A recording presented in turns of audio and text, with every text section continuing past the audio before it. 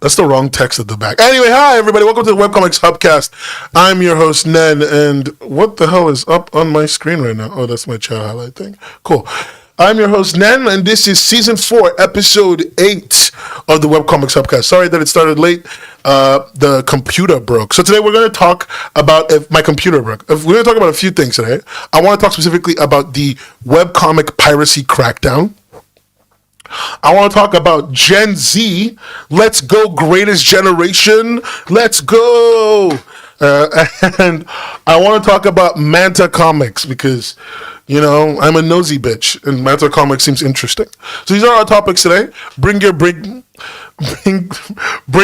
brains. I will explain why the images behind me are censored in a moment. Bring your huge brains and your thinky caps because we're going to be doing a lot of thonking on this stream. All right. So, guys, I want to ask you a question. This is a serious question. How does piracy make you feel as a creator? Has your work been pirated? I think almost everyone here told me that their work has been pirated before. How does piracy make you feel as a creator? Does it hurt you? Has it ever caused you pain? You know, financial or otherwise? You know, I would love to know because, and I ask this question because in Korea, at least, a substantial amount of creators have complained that illegal scanlation of webcomics has caused them significant frustration. A lot of frustration, significant even. It's caused them a lot of problems. They're very upset about it. I'm not popular enough to be pirated from the chat. Wait, hold on. What's that chat message saying? 1 second. 1 second. Does that say, I don't think I have, okay, sorry, my bad. I thought that's something else. Okay. But yeah, webcomic creators in Korea are upset about the illegal scanlation of webcomics overseas. They hate that shit. And like, you know, we can talk a little bit about what that really means. We can talk a little bit about whether or not their frustrations are valid because maybe their frustrations, while directed in this one place, might be because of other effects. And there's more conversation to be had about that. And you know, we can have that conversation at a different time. But it doesn't matter whether we agree this is a bad thing or not. In 2020, so this is an article on ZDNet on Naver. This is an article written by an individual contributor, so a random guy. But I have seen this article before. I saw this back in 2019, 2020, which is why I'm coming back to it. Also, wait, you're fairly certain that Misfit and Miko has been posted on a random Russian translation site? What? When? Like when did that happen?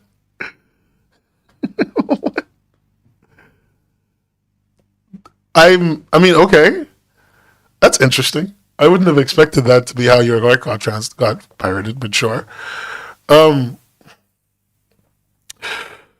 Okay. But yeah, it didn't matter because back in 2019, 2020, the 6 big webcomic platforms all came together. They joined hands. They fused Dragon Ball style to basically create like an anti-piracy coalition group. This was Webtoon, Kakao, Lejin, at the time Topco, which was a big company, Tumix, and I believe there was one more. They all came together. I think they're all here. Yeah, Naver, Webtoon, Legend, Riddy Co. They all came together and said no to piracy. Much like we say no to drugs. They came together and did that back in 2020. And ever since then, they've been cracking down on piracy as hard as they could. But they've never really had that much money to crack down on external piracy from Korea, 1. And 2, they just haven't been that good at it because it has never truly affected their bottom lines like it is doing so now in the current era if behavior from companies like Webtoon is to be believed. And what am I talking about? I'm specifically talking about the fact that, like, 1, Webtoon targeted 170 plus pirate domains through DMCA subpoena. So they've literally been going after 170 different domains. Some of them for specific individual works, and it's all listed from Bato.to to Mangarila.to, Manga Raw, and other platforms that provide raws and translated works of of comics that they care about. They're filing a lawsuit against Cloudflare. They're filing not a lawsuit. They're subpoenaing Cloudflare the subpoena is basically a request for information through the courts. They're subpoenaing Cloudflare to basically ask for who owns all these sites, goddammit, and also trying to sue whatever web managers are for every single one of these sites. And like that's not the main thing I'm actually here to talk about. Funnily enough, this is a side piece of information. Okay, what I'm here to talk about really in front of all of this is that the piracy problem in the webcomic space is pronounced enough that they're all kind of getting in on it, right? Basically, Webtoon's pushing down on it as hard as they can. Everybody's been mad about it for a really long time, to the point where Kakao has even done like a little post this year saying like Kakao has done like an anti-piracy white paper where they've been like, hey, look, we've been so successful with our anti-piracy. And if you didn't know this, posting Kakao comics, pirated Kakao comics on a lot of platforms has been something that creators have been trying to avoid, because Kakao will just go after your website religiously. They've been doing it to places like Manga Dex, and they've been doing it to other platforms. So, and in fact, it's one of the reasons why Tachiyomi, the manga reading application, the manga reader, even though it didn't host any illegal content, it's part of the reason why Tachiyomi had to deal with the DMCA.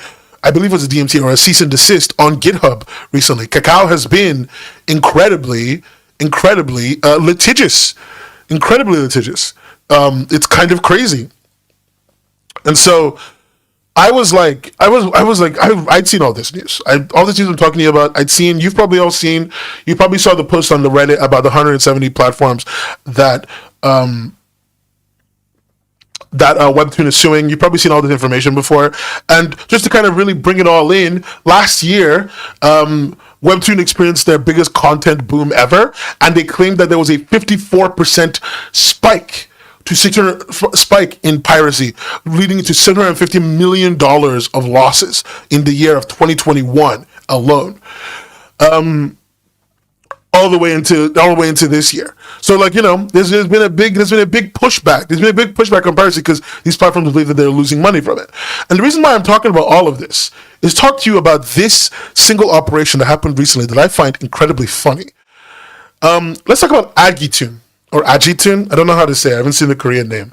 But Agitoon is the largest illegal Webtoon sharing site in Korea, specifically. And also, I think, kind of in the world. At its height, it hosted, I believe, about just under 750,000 Webtoons and 2.5 million web novels, right? All in Korean. It was hosted by a guy who basically ran the website on Latvian servers. And he sorry, I'm just trying to move the thing. He ran on Latvian servers. He paid for the web hosting with Chinese PayPal, and everything I've been able to understand, he lived in Korea.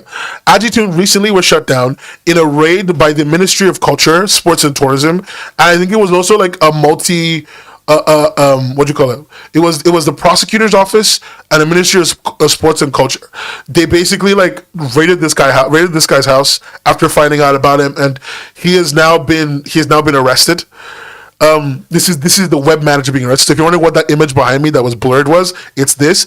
The web manager is being arrested right now because he, again, stole a lot of content while living in the country where it had the biggest financial effect, which is so stupid. Look, if you're gonna steal, but don't live in the same place. Don't poop where you eat. Don't do that to yourself. Anyway, so his house got raided. He got arrested. All computers being seized, and there's much to be seen from this. But I just think it's really funny that this is where we're at. Webtoon subpoenaing Cloudflare for 170 websites, and the Ministry of Culture is arresting a guy. They're really going hard on people pirating content, more than they've ever done in the English-speaking world. I think the worst thing we ever got for content piracy in the English-speaking world was that time in the 2000s. All my old heads in the chat, that time in the 2000s when the recording agency of the United States tried to sue millions of people for hundreds of thousands of dollars because they downloaded songs illegally off of LimeWire. Y'all know who that is. You all know when that happened. That was so stupid. But that's the last time I remember something like this happening. But this is a new case. It's Webtoon doing that? Do you think Webtoon loves you that much? No, it's not for you. It's for the content they own. If they own it, they're going to do this. And also, if they get enough reports from individual creators, I guess they'll also do this. But yeah, we still hate Metallica, right? Yeah, we do. We still do. But like, yeah, like this is a pretty big operation. Again, 2.5 million web novels and just under 750,000 webcomics is like insane. Webtoons is insane numbers that they were hosting on that platform. Just completely legally and easily accessible, and like with the least amount of, just not that much obfuscation, to be honest. But yeah, like they got him. And I guess the reason I'm bringing all this up to creators specifically is like, one, this is a real question. Do you think this is like an acceptable amount of force? Do you think that what Webtoon is doing and what the Korean government is doing, and what could likely continue to happen in the coming years in terms of anti-piracy crackdowns in the webcomic and web novel space, do you think that this is an appropriate reaction? Would you want someone to do this on behalf of you and your content? You know? Especially when it comes to other countries. I know we have the privilege of being English-speaking creators, so it's kind of a different angle that we're looking at things from here. But I have that question for you.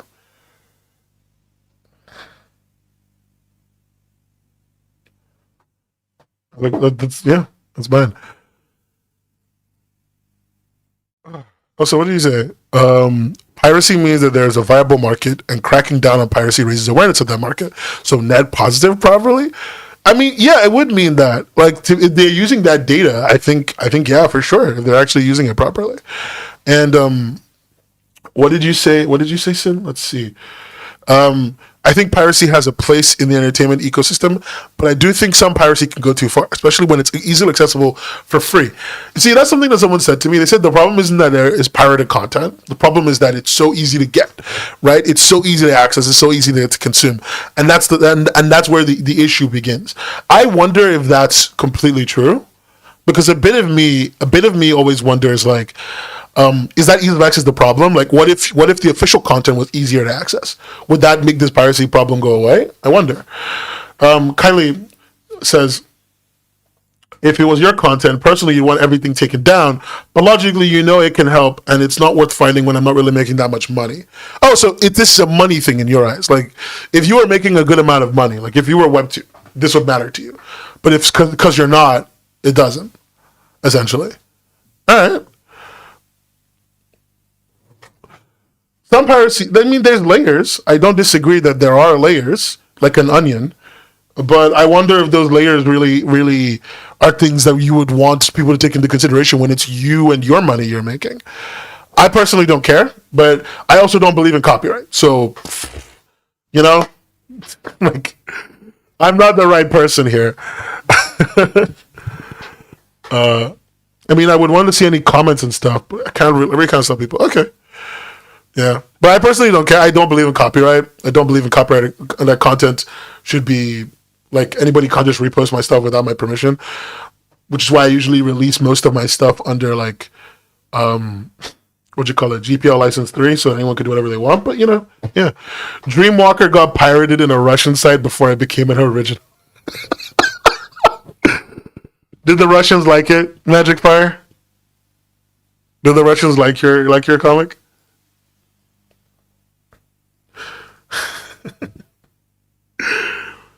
Oh my god. Oh. But yeah, like I that's kind of, I wanted to kind of bring up that news because it was so fascinating, especially because of the amount of force that they used to arrest the guy. To me, piracy against mega corporations is more acceptable than piracy against individual creators. And Webtoons is in a gray area, so I don't have a definitive answer. Okay, fair enough. There was a comment that said I liked it. It stopped uploading when I transitioned, though. That's nice of them to not steal the official version. That's very nice of them. Okay.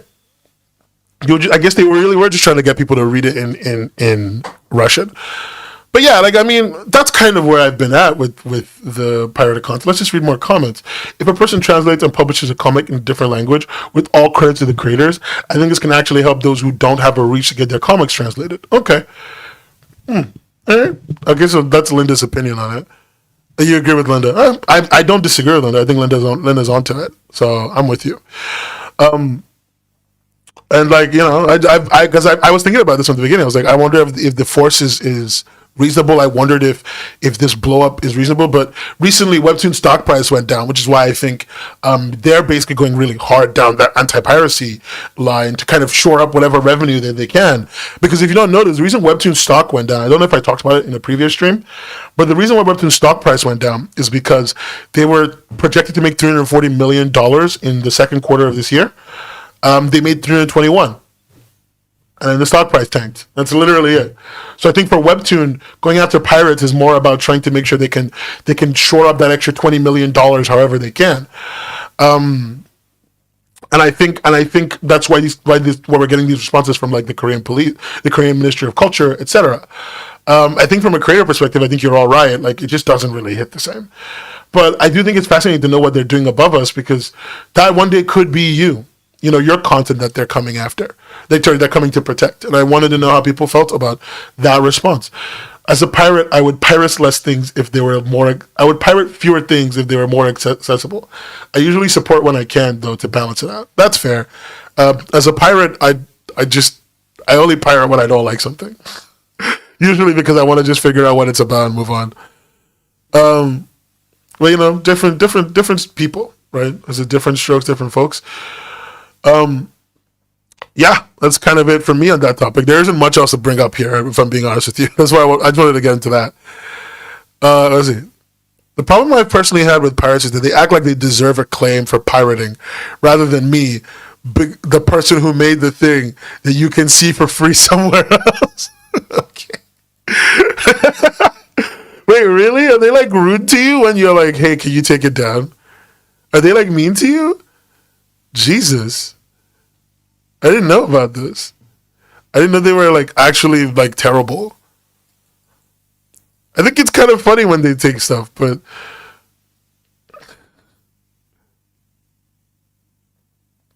I've not pirated anything since I used to watch anime as a kid, but I dislike it against smaller artists these days. I try not to spread pirated content if I'm aware of it. That is fair. I think that's a reasonable response. I don't spread it. I just know how to do it. The only people I think I'm always like very upfront open about piracy for is Adobe. I think Adobe is the only company that you should ever pirate their content, because they deserve it.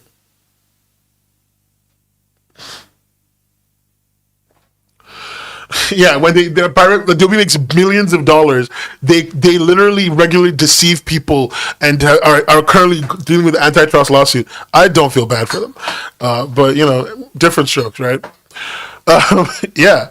Anyway, I'm done talking about that bit. I don't want to go too deep into the piracy stuff. We do all hate Adobe. Their cancellation fees are insane. We can all just sit here and dab on the haters. I want to go on to a different topic, though. Not speaking of Adobe, but speaking of people. Is any of you a member of the greatest generation to ever exist? Generation Z, everybody. Are you a Gen Z? Are you a member of Gen Z? Can I get a skibbity riz in the chat? Like, you know, that's Gen Alpha, isn't it? That's what they're doing.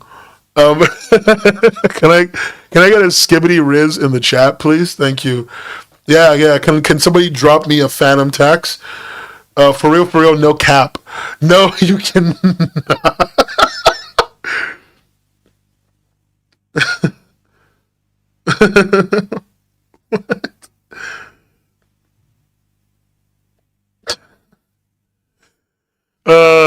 That's a Gen Alpha thing. Gen Z goes, wow, Doge.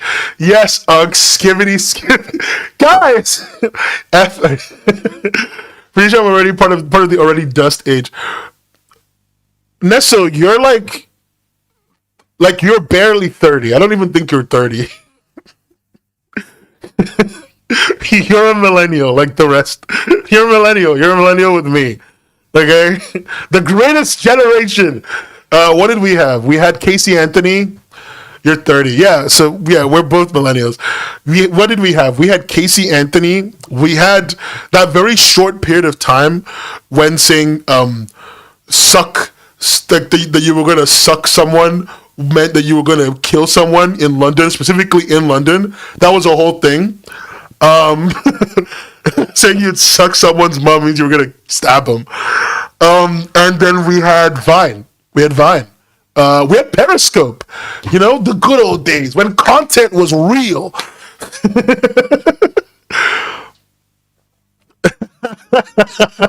Tate is the Gen Xer. Tate, you were the last generation to play with the hose. Well, not like the hose, like the water hose. Jesus Christ. I miss Vine. George of the Jungle before the falls. But yeah, I'm talking about Gen Z because a new article from Korea Jungang Daily says that why so serious? Korea's Gen Z just wants to have fun with its content. Media survey finds. This is actually part of a series of media surveys that I've seen over the past 2 or 3 years, where they've been saying that people who are Gen Z prefer experiences with their content. They do not want products. They do not want to. They don't care about owning something. They care about having a good time, a good experience with that thing. This is just another nail in the coffin of the fact that younger people are consuming content because it's enjoyable and fun, not because it's well written or amazing quality or whatever. Although those factors obviously do matter, they do just want to read something that is enjoyable, right? They have lots of mixed views, and this article goes through a lot of things. I'm going to link it in the description. But they had, for example, mixed views on AI. They valued the entertainment over the context. So often they would watch things just because they were entertaining, even regardless of what the context was. That they don't care about plausibility and reality and realism as long as it's funny and enjoyable. This is just a move with Gen Z seemingly across the world to engage with content because of the experience it provides, less because of the media realism. Tate, you asked a really good question, actually. You said, who the hell doesn't want to have fun? And what's really interesting is, Tate, it's your generation and also mine. People who are as old as both of us are often don't seem to, typically seem to want to consume things that they think are good, not things that they think are, at least not even that they seem to want to. They say they want to consume things that are good. This is a really important distinction. I think that's great to say. This is what people are willing to admit about the things that they consume. Older people before this, back when people were doing media surveys in the early 2000s, mid 2010s, would say things like they wanted to consume things that they thought were well written and good and engaging. It's why Netflix spent so much money on big shows. But then it turns out that they just like slop. But the young people are just like, yay, give me slop. Give me slop. And they're just admitting it. That's the thing. The young people are admitting that they want the slop. Now that capitalism has ruined everything and they know they're never going to own a house, kids these days are okay with their delicious slop content. I don't blame them. The slop is funny. Also, Sim straight up admitting, look, guys, look, we have the proof in the pudding. Sim is admitting it. Actually, never mind. I'll just read something if it's enjoyable to engage with, even if it's dumb. Personally, I think the well-written, engaging crowd finds value in post-content. Is post-content fun it provides? Video essays and analysis. Yeah, no, I think for a lot of people who really like that kind of content, they get energized, they get to engage with the post-content fun. But, it's quite interesting just realizing that, the young people are just admitting this now. They're before everyone wouldn't want to admit that they would watch bad things because it was fun. Now they're just saying it. And I don't know why. But it's a trend across Gen Z across the world now. I've seen on multiple media surveys over the last 2 or 3 years of young people just admitting that they want the slop and they want it now and they're happy for the slop. I guess the question I have is does anybody here not like slop content? This is a genuine question. Also, hey Hika, does anybody here not like slop content? Real talk. Be honest with me. Will you watch something that is bad because it's funny or enjoyable, even if it's not good, right? Do you watch shitty dramas? Do you watch EastEnders? Do you watch Quarry? I love the slop. That is not true. That is not true, Sam. You're basically slop full. I want less slop, please. I don't want the slop. But the Minecraft movie is coming out, guys. How could you say you don't want the Slob? Da da da da da da da da da da da da da da da da. That's just for my British viewers. Or like for the Americans, what's with the Americans? Like sands through the hourglass. These are the days of our lives. Nero, no! We only have so many hours on this earth, Nero, but we must consume slop or else we're gonna die. Maybe the key thing here is that fun is subjective. Different people gain satisfaction from different things. That's true, Tate. I think that's a really great point, if I'm going to highlight that. That's a really great point. People gain different satisfactions from stuff, but I think what's different, I guess, is like people are admitting that they have different reasons for consuming content. How does that affect us, right? Because you're right, fun is subjective, but like me liking, like, okay, here, let me put it in context. I've found out that I really like this really strange YouTube channel where a guy wears a GoPro on his head and then he runs around like a little goblin and he makes drink mixtures or meals and he talks in a funny voice. I really like that, but I also really like I've recently started watching Arcane finally. I know I'm late to the party, but I'm watching Arcane, and I really like Arcane. And I've posted it before, Sim. And I once told somebody, like somebody asked me once a little while ago, what content do I like? And I said, I like things that are intelligent and interesting, blah, blah. I couldn't admit openly that I like slop, even though I do enjoy slop on occasion on the content side. But it just wasn't what my brain would think about as what I enjoy by default. And I think it's just interesting that we are admitting different things that we enjoy, because it's not like we've never always liked slop. Humans have always liked slop content. But it's just when people start admitting what they enjoy differently, I think it changes like your intention as a creative person in terms of what you want to make to gain attention. Different from what you want to make to fulfill yourself, right? I think like anything, everything is good in moderation. Too much slop rots your brain. How could you say that? You don't want to enjoy my skibbity riz? Okay, like listen, I went to talk to Livy and she said that and she said that she said that she likes my phantom tax. So I didn't know what how to end that. I'm going to get baby gronked.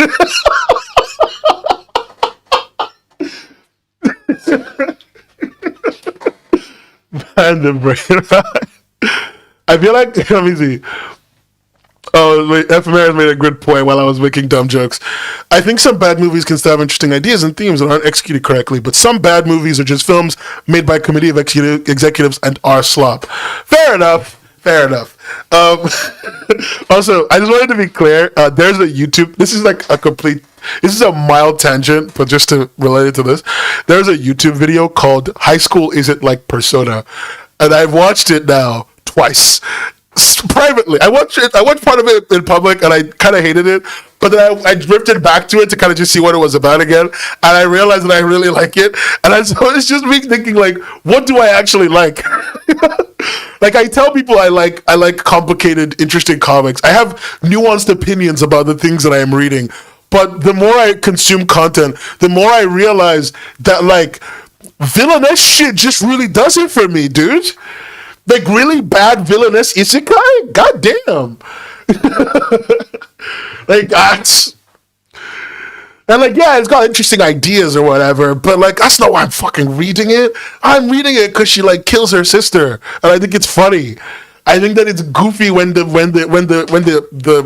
jewelry is, like, PNGs. Like, I don't know, like... I take it seriously as well. Like, I fully take the lore seriously. I don't know, maybe I'm just getting old. Tastes also change. Good point. Tastes also change. I think it's very liberating to admit you like what you like, whether it's good or not. Yeah, no, I think it's fine to admit that you like something. I just also believe that when you know you like something bad, you should just say it's bad. Like, I regularly admit that I like, what's the stupid game again?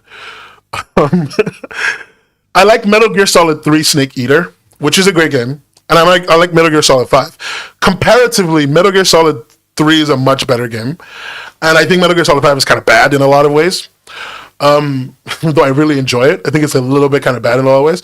And so regularly I say I love Metal Gear Solid 5 even though I know it's kind of bad. I think it's okay to just admit those two things. I started reading Pocket Comics and I'm just stuck here. They got me. You're cooked. It's very good to turn off and just watch the colors. Yeah, I've never really been able to turn my brain off until I started reading villainess content. Villainess isekai, and my brain just kind of shuts down. No, but you like bad stuff, Requiem. You like bad stuff all the time. You've sent me terrible things. Awful crimes against humanity. I adore Final Fantasy VIII. Final Fantasy VIII is so good, but yeah, you're right. The storyline is garbage. But I love it so much.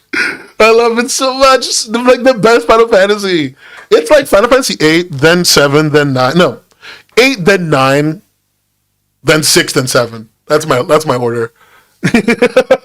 This is me starting needless fights in the chat for all the Final Fantasy fans that exist. All one of the Final Fantasy fans in my chat.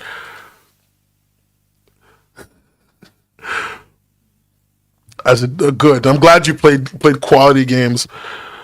No, we Final Fantasy fans get it.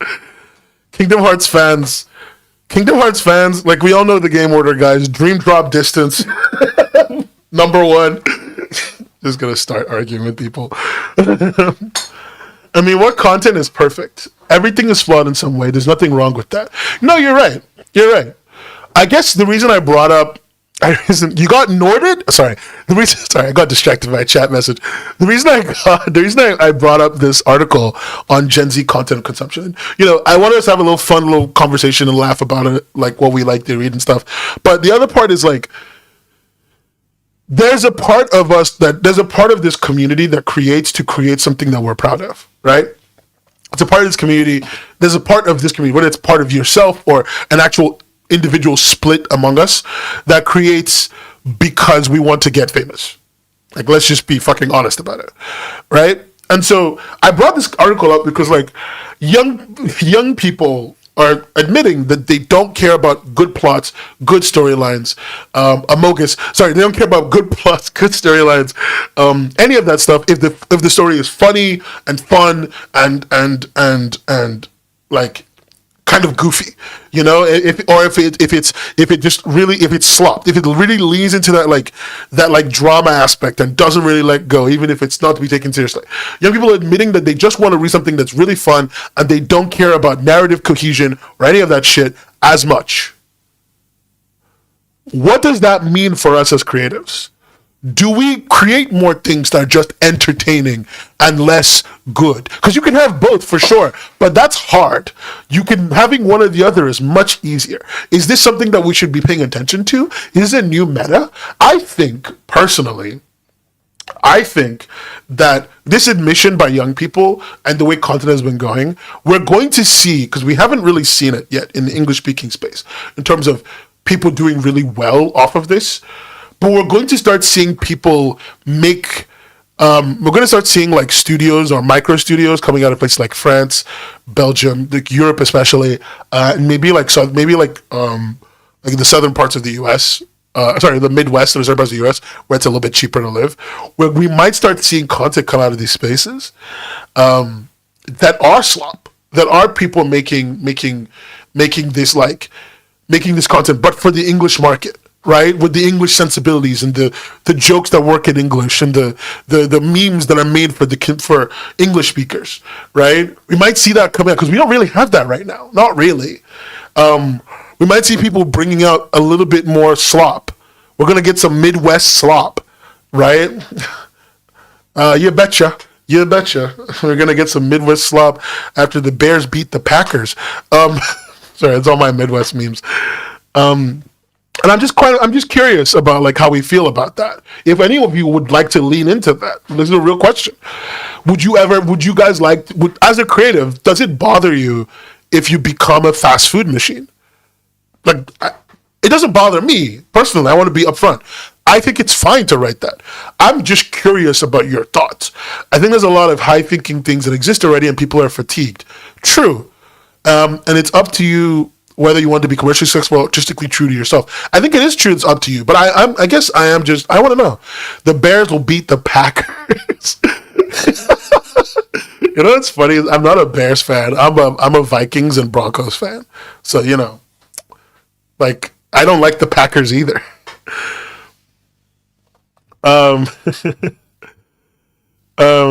Let's see. Actually, now that I think about it, the peak slop of my time was Married with Children, which I hated at the time. But I've been getting clips from algorithm lately, and I don't hate it. It's happening. You are slop news. Sorry, that was supposed to be a Trump reference. But yeah, it's happening. Like, I don't know. The slop isn't that bad. Personally, I don't want to create slop, but it does have its place. Fair enough. If it works for people. But I'm passionate. I'm passion project built. Younger me would cry if I sold out to slop. But people got to eat. Yeah, but younger you doesn't even know what good content is. That's why they ain't engaging with the slop. Look, do you know how many times I've thought of just rewriting Breaking Bad as a comic? Like I'm not even joking. Like on an almost weekly basis, I've been like, take all the memes from Breaking Bad, put them into a comic, like take the general concept of the plot, change a few things around, like, I don't know, replace the drugs with fucking anything. Replace the drugs with some other commodity, some other thing. Like combine it with combine the Breaking Bad with the other show he's in, the other TV show / movie he's in, where it's about like winning lotteries all the time, every week, and like just put those together into one thing. Like that would be so fun. Like they win the lottery every week, and then also they attract gangs because they keep winning and they keep making a lot of money, and so like that kind of. I think that'd be fun. I think that'd be really fun. Pirated comics would be funny too. I'm just saying. It's like, it would be interesting, you know, write a story about like cyber hackers who steal pirated comics and then like run a piracy platform with ads, and like and then they keep attracting like the Ministry of Culture apparently, and like other people investigating them, and they have to like outsmart all these different groups, and like they kill people because with like keyboards instead of guns. Like, I don't know, I just think that'd be fun. It's still slop. Let's see, 8 Requiems. I think it's a matter of balance. As long as I can do fulfilling things with substance, making something that could be considered slop sounds like fun. Breaking Bad X Malcolm in the Middle.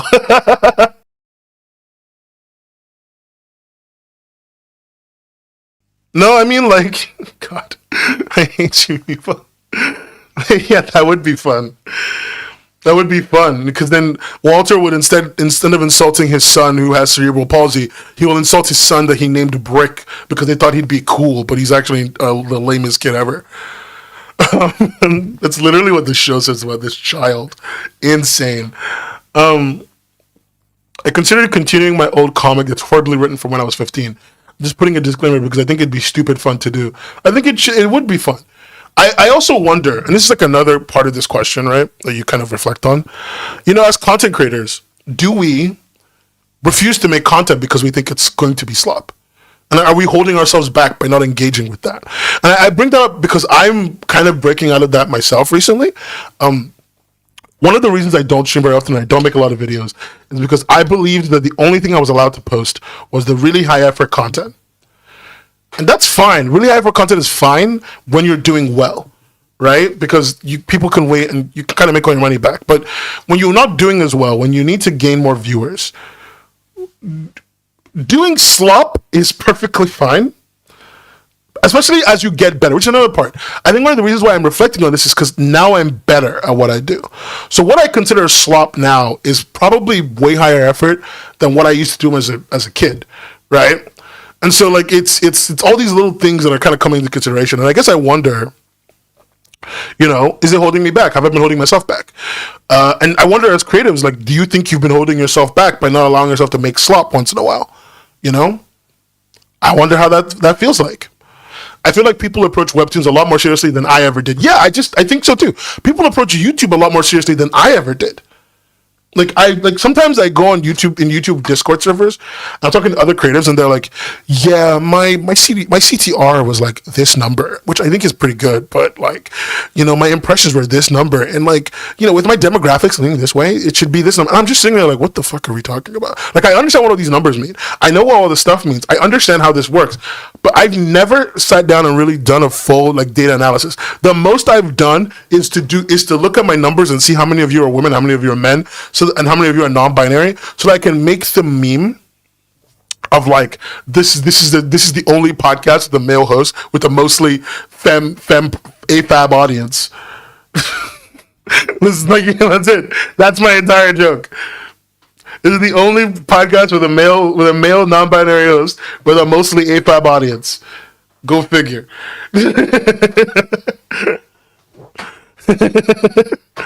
I refuse to contribute to the slop-filled downfall of society. Shut up. You stupid nerd. And how much the industry tries to crush you, how much effort put people into it. Yeah, I sort of expect you to be full of people who take it too seriously.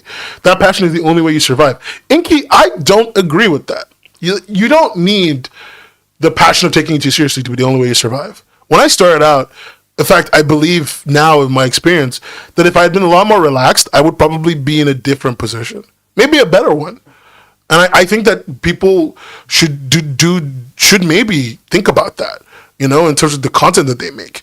Maybe you can be a little bit less serious, Joker. Maybe you can be a little less like, a little less cutthroat about your approach. It's too much constant pressure for you.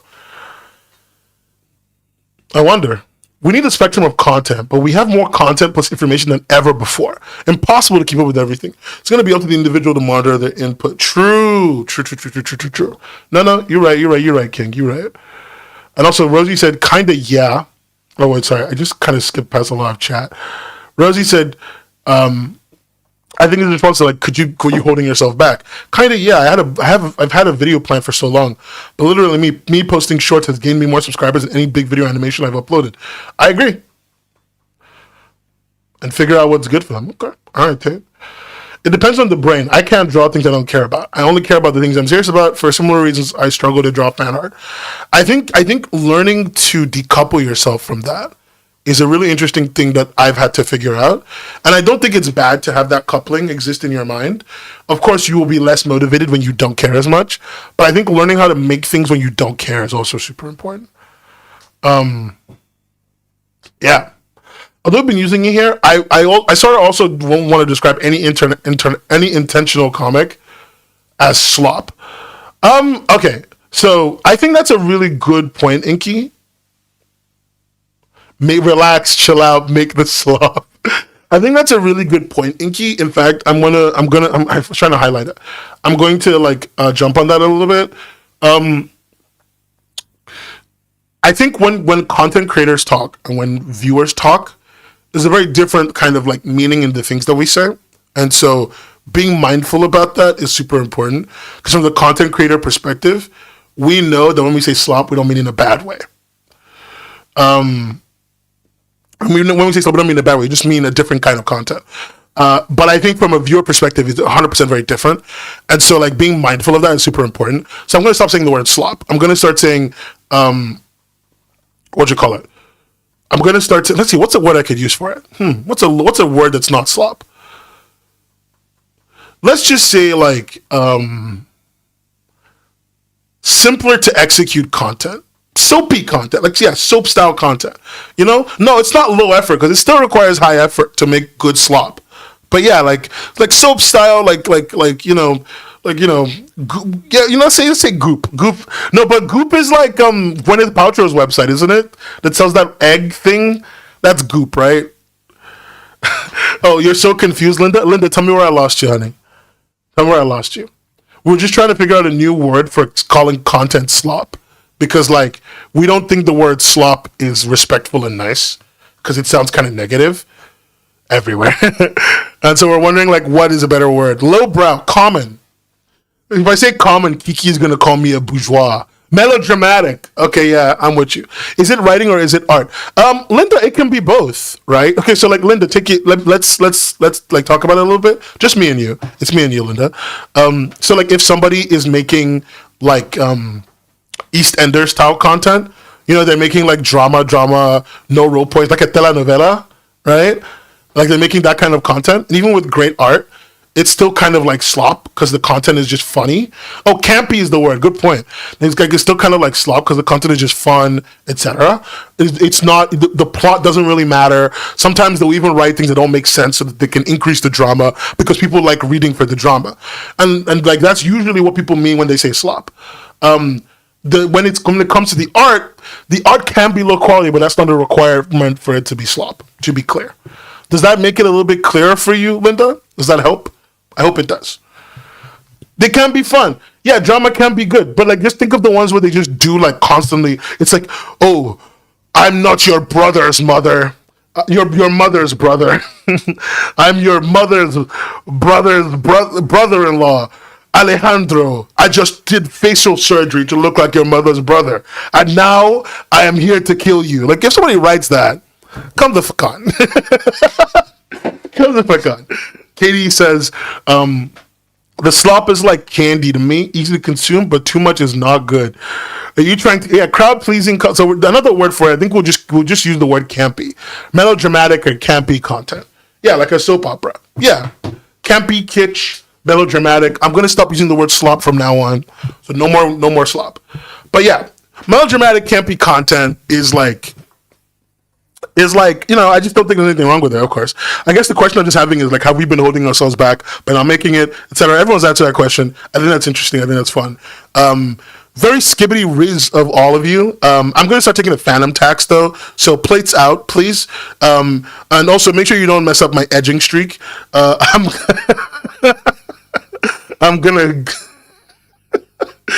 too busy mewing, and then I'm going to mog you before I...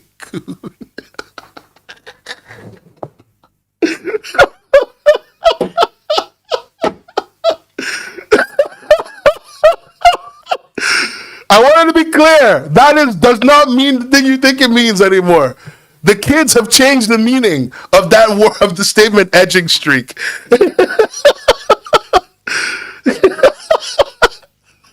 I consider campy content is what companies try to create to appeal to audiences instead of uplifting smaller creators. Linda, I'm trying to be hip. I'm talking to the youth. Linda, I'm talking to the youth. I'm trying to be hip and happening. Okay, I'm just trying to communicate with the kids. Don't be mean to me. Ephemeris was like, please, Nan, my ears can't handle this. Okay, no more communicating with the youth. God damn it. I'm just trying to be... Who's the youngest person in chat? I think the youngest in chat's like 19 or whatever. 18. One of you is 18. Somebody should tell me if I used all the words right. No, I think there's like one 19, 18-year-old in chat. Someone should tell me if I used the words right. How do you do? Yeah, it's Rosie. Rosie, did I use all the words right? Tell me. Take my comment up the screen. I don't want it to be associated with this anymore. Ephemeris, please. I'm a good person.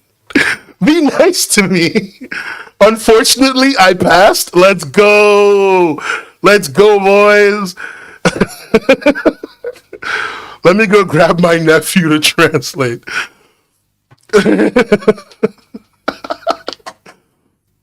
Let's see.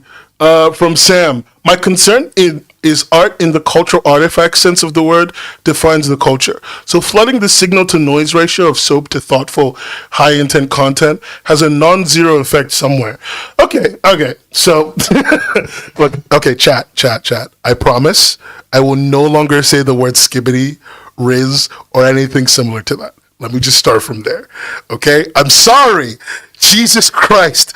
I tried to be funny and you guys bully me. This is the worst. Anyway, I'm not lying. What the fuck? Anyway, on Sam's comment in chat, He says like, okay, I mean, Sam, I understand your point, but if you're wondering what I'm responding to, it's currently on screen. Sam, I understand what you're talking about in terms of like if you flood the space with soapy content, the way it affects like what is considered culture is the effect it's going to have is non-zero. I don't think it's bad though. I think it's fine that we're a little less serious. I think it's fine that look, I think it's fine that the thing that has had the biggest effect on a lot of people in the 2020s is a man whose head is what do you call it? A man whose head is stuck in a toilet who sings a shitty song. I think it's fine. I think it's funny. I think it's part of the fact that because when I looked into like all of that thing that the kids watch, the toilet videos or whatever, yeah, he sings like one song. When I looked into it, I found out that there's like a whole plot about alien invasions and stuff.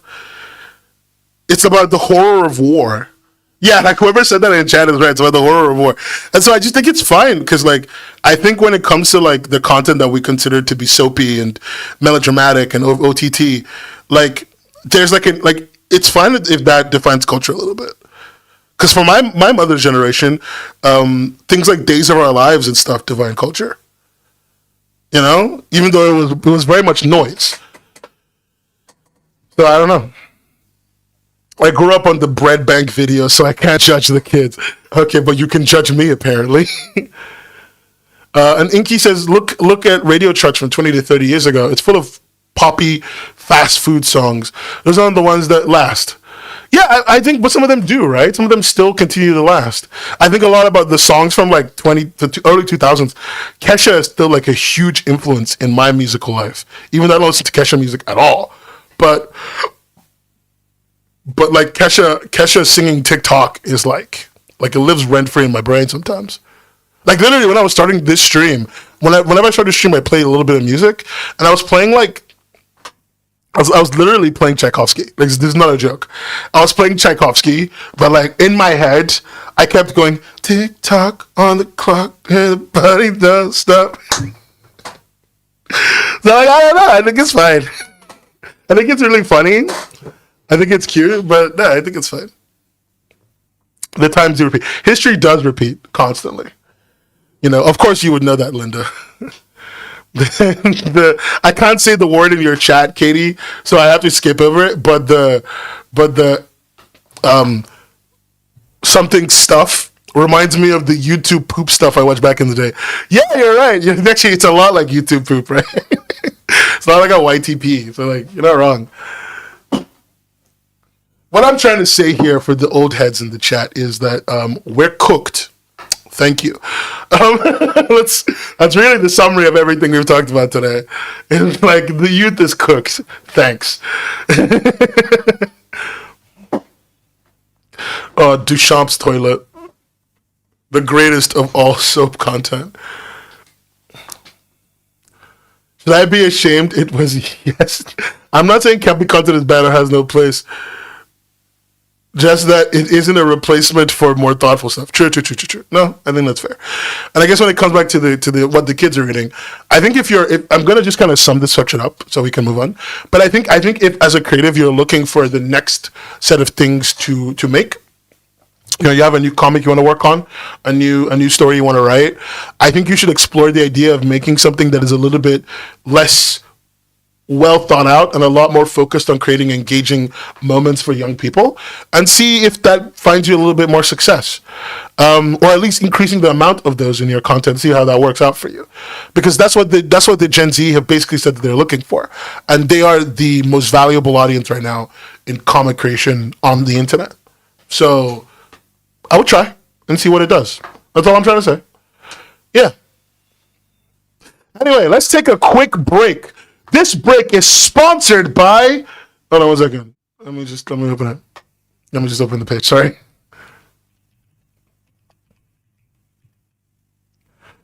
I think it's okay, even if you're not a veteran writer, to try and create something non-personal. It's good to get the practice in. I think it's just good to get the practice in. Anyway, this break is sponsored by My Comic Jam, which you should join right about now. Oh God, I was showing the wrong screen. You should join right about now. There's only 2 days left.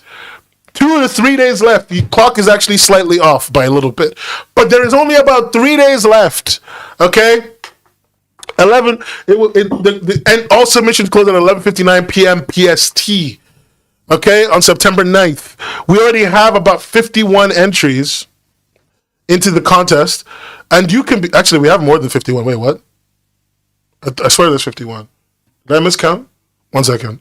1 second. Wait 1 second. I actually have to check something. I think there's more now. Or I'm hallucinating. Sorry, that's 52. We have 52 entries, 13 rows of content, and there's only 2 or 3 days left. Guys, I'm trying to get 100 entries to this contest. Please help me get close to 100. Hell, you know what? I'll take 70. I'll take 75. Okay, I'll take 71 and up, just so I can get more money next year. Look, last year's contest got us more money this year, so more entries gets me more money next year. Let's do it, please. And remember, to get people voting for your entries. There's so many entries. I'm so excited. There's so much. I've been reading so many of these like on my off time. There's so much content here, and like it's been so wonderful to see everything that people put in. And I love seeing the imaginations of everybody. So please get your entry in. Please get your entry in before the deadline. Even if it's not finished, submit it. The point of a comic jam is to try your best to finish. But even if you don't finish, submit it and we can talk about it. Because what matters is that you try to make the deadline. So do get stuff in. You guys are so creative and so wonderful. Okay? Also, somebody submitted a 1-panel comic. I haven't read it yet, but whoever you are, you're a genius. You're intelligent. You smart. You loyal. I appreciate that.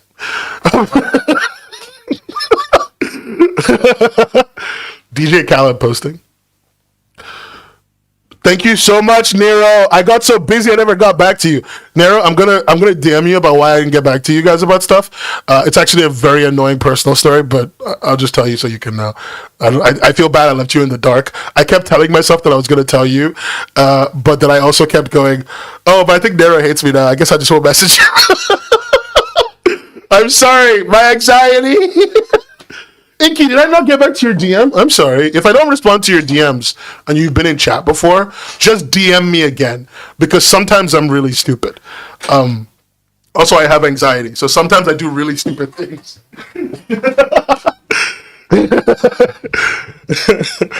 Forgive my anxiety, join my contest. Thank you. I do love you. Linda, how could you? Linda, I do love you guys. I let you guys call me whatever the fuck you want. One of you just calls me hubby. Okay, I need to address this quickly in this quick break. One of you, I don't know who it is anymore, they will just enter chat and be like, hi hubby. And I didn't realize they were doing this. Okay? But when they did it, I just said, hey, and it didn't occur to me that somebody called me hubby. I'm broken as a person. You can just call me whatever the fuck you want. Please make sure to like, share, and subscribe to this video. Yeah, by the way, remember to like this video on YouTube, on the youtube.com. Remember to click like right now, and click subscribe if you aren't already, because I stream every week, and also there's going to be more videos coming out. But anyway, like, just call me hubby for no reason. For no fucking reason, and I just took it. What's wrong with me? What have you guys done to me? Also, Cloudy, did you miss me saying all the Gen Z stuff I've been saying? Actually, Nero, did you miss me saying all the Gen... Did everyone who's chatting now miss all the important stuff I said in Gen Z slang? Okay, you just got it, so you missed it. Okay, good, I guess. You guys didn't hear me say some of the most cursed sentences of all time. I'm not gonna repeat it. Okay? I heard... What? This is an insult to me. It's just... What do you mean you won't stay pure? Jesus fucking Christ. I'm getting bullied in my own chat. Who's the streamer? Is it me or you? Like, you guys just come into this chat, all 25 of you, just come into this chat and like say mean things to me. And then like, you don't even let me be stupid. Oh, I didn't say demure. Very demure.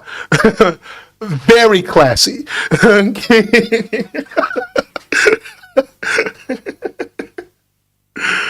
Oh my god. It's like my favorite thing. I like the demure meme actually. No, she says classy too. Don't take that from me. If you're hosting the circus, don't be mad when the clowns show up. Listen, alright, I'm just feeling very demure, very mindful. You look at me, you see no tatas showing, very classy.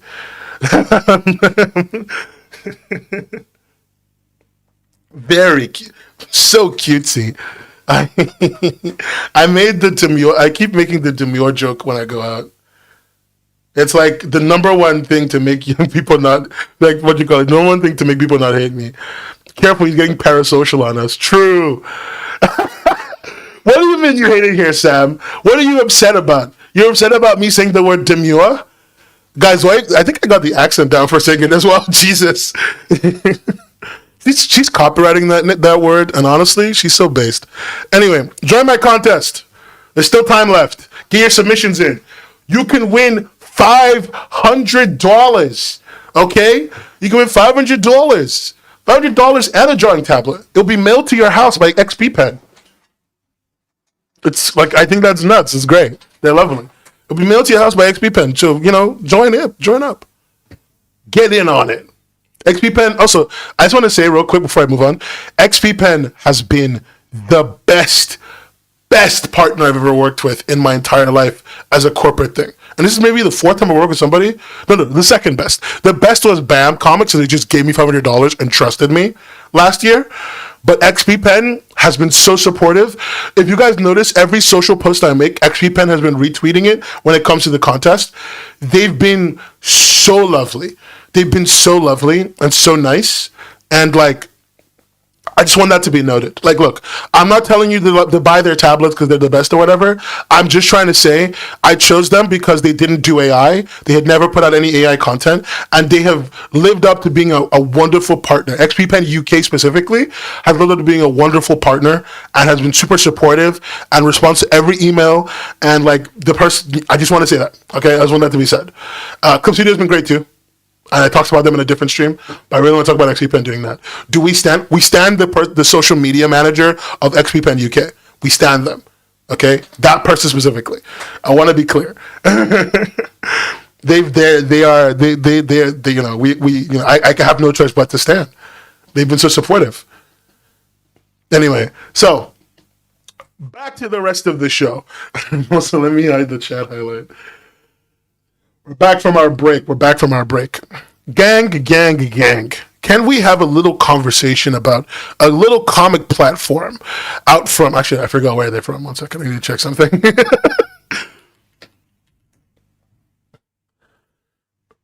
Yeah, no, look, I have a problem. Look, I want to be clear. I'm probably the only person I know who has problems with XP Pen tablets. My only ever owned XP Pen tablet that I've ever had in my life just didn't work.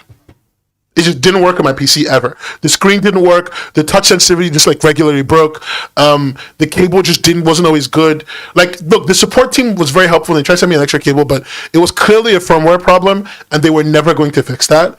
But every modern XP Pen I've heard people buy, all they have done has been honestly very happy about it. And so I'm not here to hate. I just don't want you guys to think that I'm shilling them because they paid me. I want you guys to know that these are my genuine opinions. You know? Everything I said. Anyway, me trying my best to make sure nobody thinks that I'm secretly like being paid off. Maybe no, it wasn't my. I think it wasn't maybe it was a dead USB-C actually. No, good point. Maybe the tablet's USB-C was broken. Really good point. I completely never even thought about it. Anyway, so I mentioned RIDI.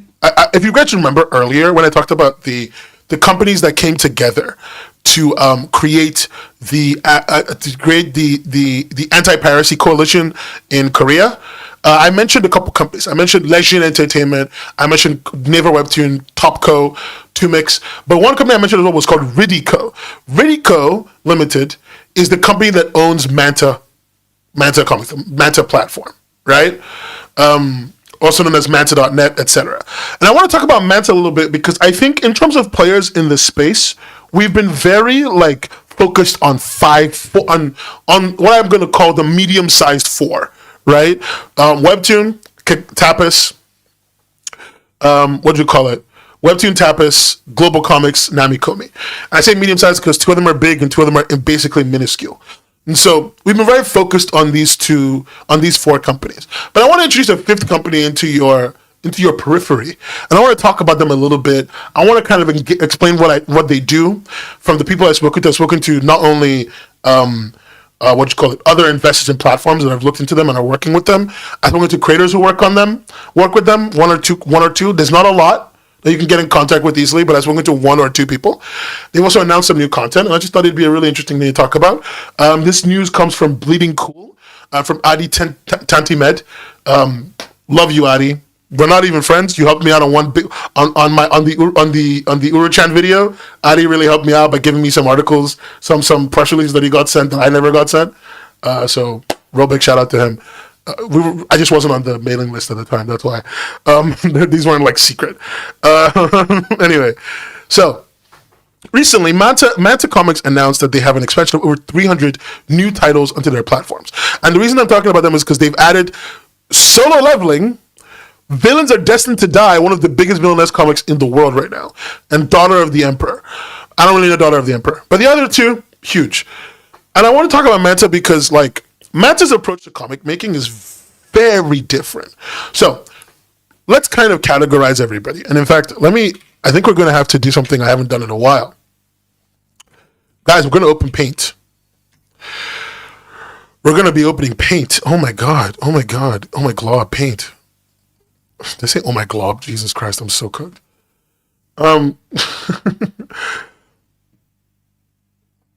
Anyway, so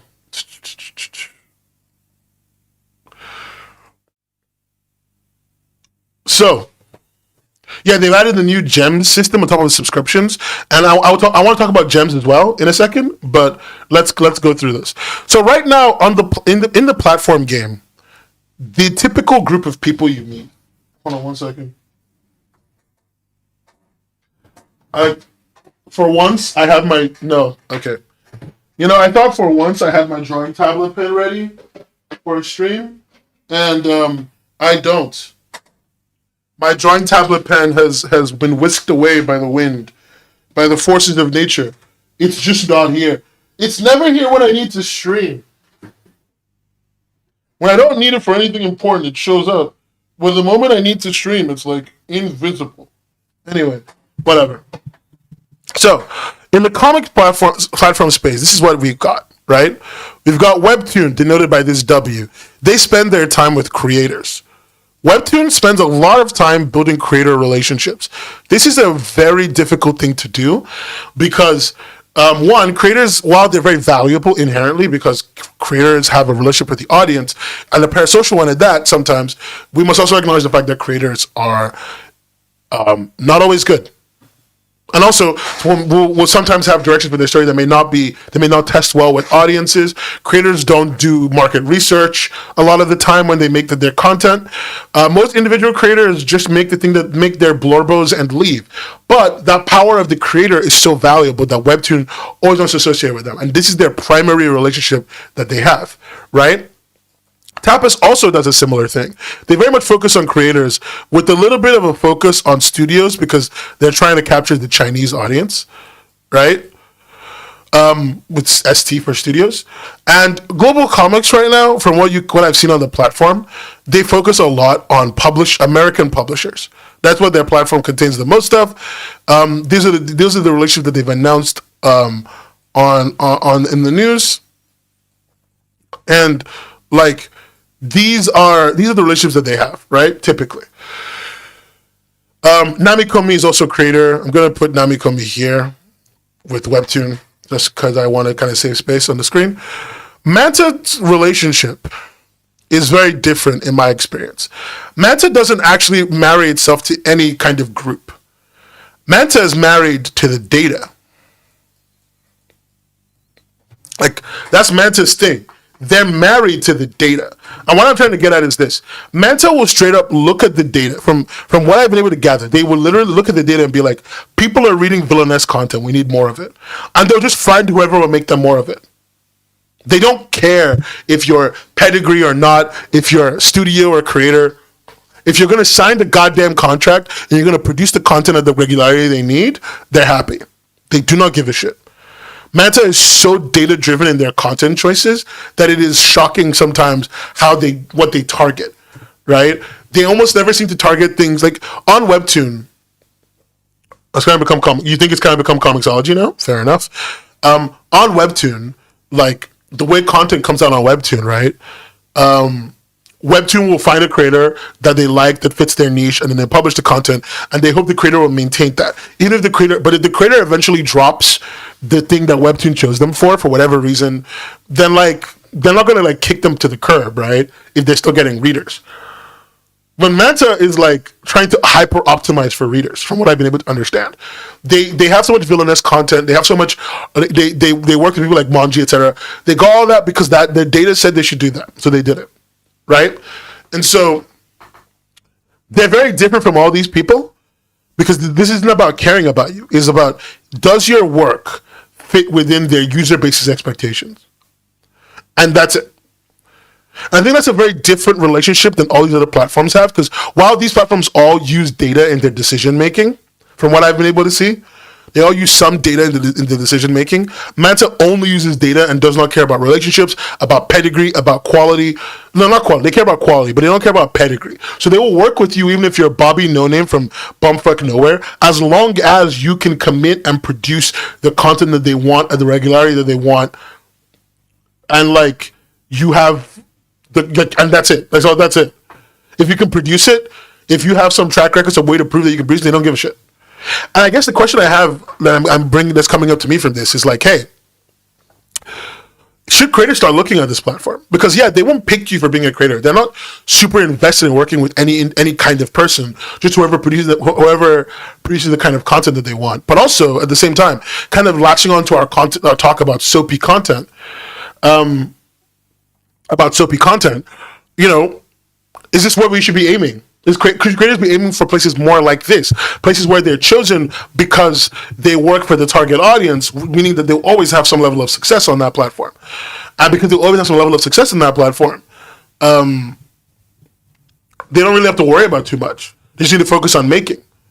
The platform is going to do all the marketing and all the sales for you. They just want somebody who can fulfill the demographic needs that they have. I wonder if I confused anyone with what I said. Do you guys understand what I'm thinking about? Tell me. Let's see, from Sim. Sim is saying, personally, from what I've seen her, they're kind to the creators. At least a friend that got plucked from Canvas says. I mean, hey, look, I've not heard a single bad thing about them from any creators, but also they kind of mostly operate with webcomic studios right now. That's like Manta's main demographic of people I've seen producing a lot of their content at webcomic studios. So, you know, it's not that surprising that they're nice. They have to be professional. And also, personally, no, because he's like trying to get featured again, but different skin. I mean, but is he trying to get published, right? This is, hey, I know I can make content that fits your algorithm's requirements, and that's it. You don't need to like me. We don't need to have the same experiences. We don't even need to know what I tweet. All that matters to you as a platform is that I make content. Hell, you can even, like, Manta's almost seems comfortable with not crediting people. I'm not saying they don't credit people. I'm saying that as a platform, if it's the kind of place where, like, not crediting people wouldn't be strange. Because you barely see the credit. It's, like, hidden underneath, like, the read more section of the description. So if you don't look there, you never see it. At least I read on desktop, so maybe it's only on desktop. But I'm just trying to bring that out, point that out as well. So what that's telling me is it's like at the end of episodes, cool. That's the creators doing that because they're doing that in their own comic, right? But what I mean is like, it just feels like a machine could have made this content. Is what I'm trying to say. Like to an extent, the way Manta content is, a machine could have made it and I wouldn't know. And I don't mean in terms of quality or AI or whatever. I just mean like there could be no face behind it and I wouldn't know. It almost feels like that. Because Webtoon celebrates individual creators. Tapas does too. Global Comics celebrates publishers and individual creators. And like all these people do that. But Manta is just like content. Like, am I weird? Am I wrong? Like, call me out, but that's where my brain's gone. I mean, the US comics industry is also bad about attributing giving creators recognition. Yeah, I don't mean that specifically. I just mean like the way the platform is organized and structured. A machine could have made the content and I wouldn't know. That's what I'm getting at. Would you feel okay if you got zero money if your comic does it to a movie? If what you enjoy it? It depends. I probably wouldn't. If I agreed to that, I'd probably be fine with it. To an extent, to be honest. But I'm different, so like my reasons are different. I don't like being noticed, so like you're asking the wrong person. I don't think they're like evil like that. I just mean like the space feels very sterile. It feels very like it's not the same thing. It's not the same kind of place as all the other platforms. And I guess my question I was trying to get at to everybody was just like, hey, how do you feel about creating on here? Would this be somewhere you'd aim to create for? Does this feel like it fits more of what you expect? Because we've had like 10 years of quote unquote creator focused platforms, Perhaps this like indifferent attitude is what we need. Perhaps. I wonder. Like this is a very genuine, maybe it sounds stupid question, but a very genuine one. Like we've had 10 years of indifferent of creator focused content. Maybe indifference is a little bit nicer. Maybe this like externalized indifference is a little bit more what you need. They're kind enough to their creators and they pay people, so who cares? You still don't think it's an either or. Both options are open. You as a creator can choose easy mode but less freedom, or hard mode but more artistic expression. I think, you're not going out of your way to get picked up, but if they do pick you up, you're happy. All right. I've just been thinking about them a little bit more because I think they're kind of in a great position to they have more readers than I expect. Their content trends more on social media, it seems. The company is super on the money on marketing to young people. They have a powerful, rich backer from Riddico in Korea, who's one of the top webcomic platforms. I wonder if there's a world, because they've not been super creator focused, but they've recently, in the recent past couple years, they've gotten a few creators on board onto the platform.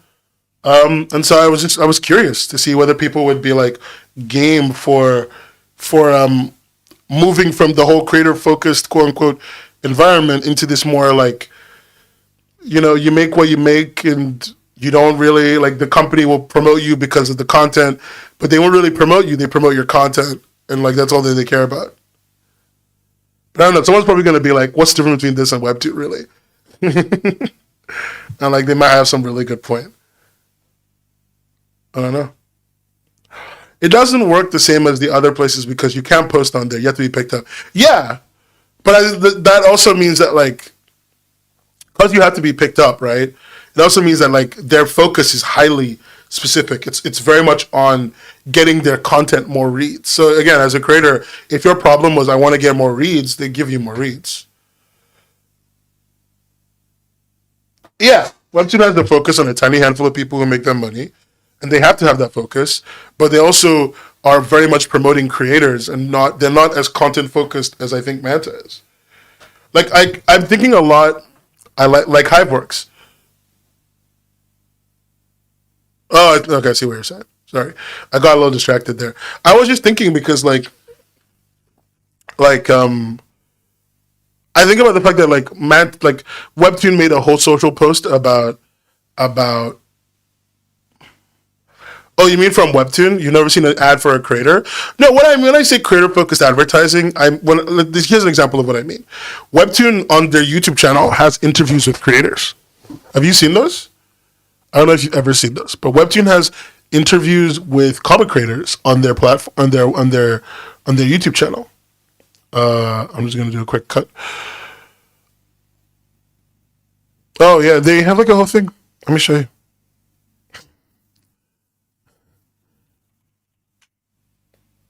I have like a whole thing. See? Oh, there was actually one like right there. What's it like being a webtoon creator from the sound from Chosuk, Teenage Mercenary Creator and Vigilante? They do creator interviews like a lot. They used to do them a lot more. They talk about, the employees talk about what comics they like. Like, it's a very personable brand. They don't have Interview with the Vampire. Shut up. I'm just saying, it's a very personable brand. Like, even their videos have people talking about comics, and like trying to talk about and they mention the creators that they like and stuff. This is the Manta Comics YouTube channel. For context, this is very much like. Look, it's just content. New app where the content is content.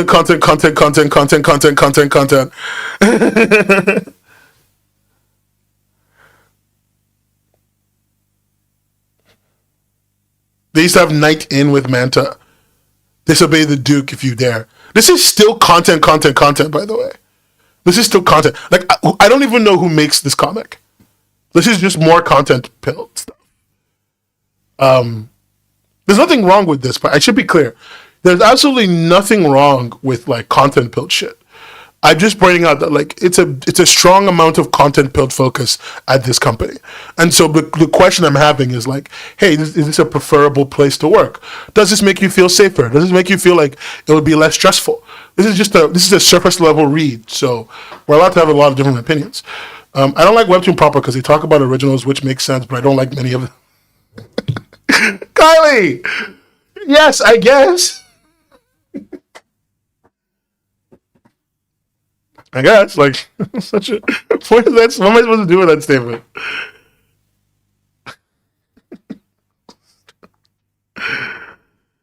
I don't know.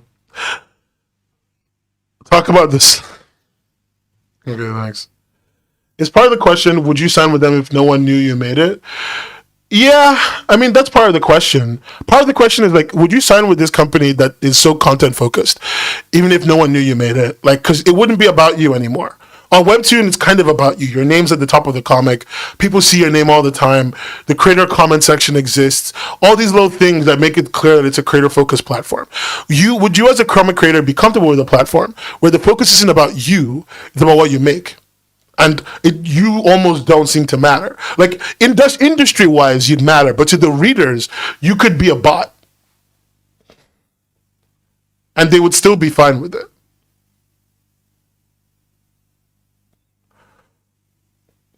Manta has generally better comics on their platform, higher quality and better storytelling, because they pick and choose what's already popular and they want on other platforms. True. To quote the Roxanne Minotaur from Immortal Thor, in such an anxious world, who doesn't want to be content? True. I guess I get what you're saying.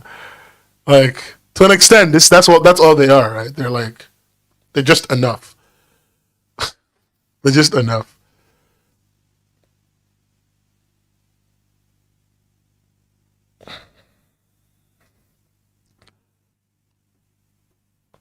Okay. I mean, for Sim, it's like I'm very creator focused. There's not much else to say about them. I just wanted to talk about their focuses and the way they are. Well, to me, it would matter how much they pay for how much work. Like, I don't need my handheld. I don't know. I mean, everyone says they pay well, so it must be good.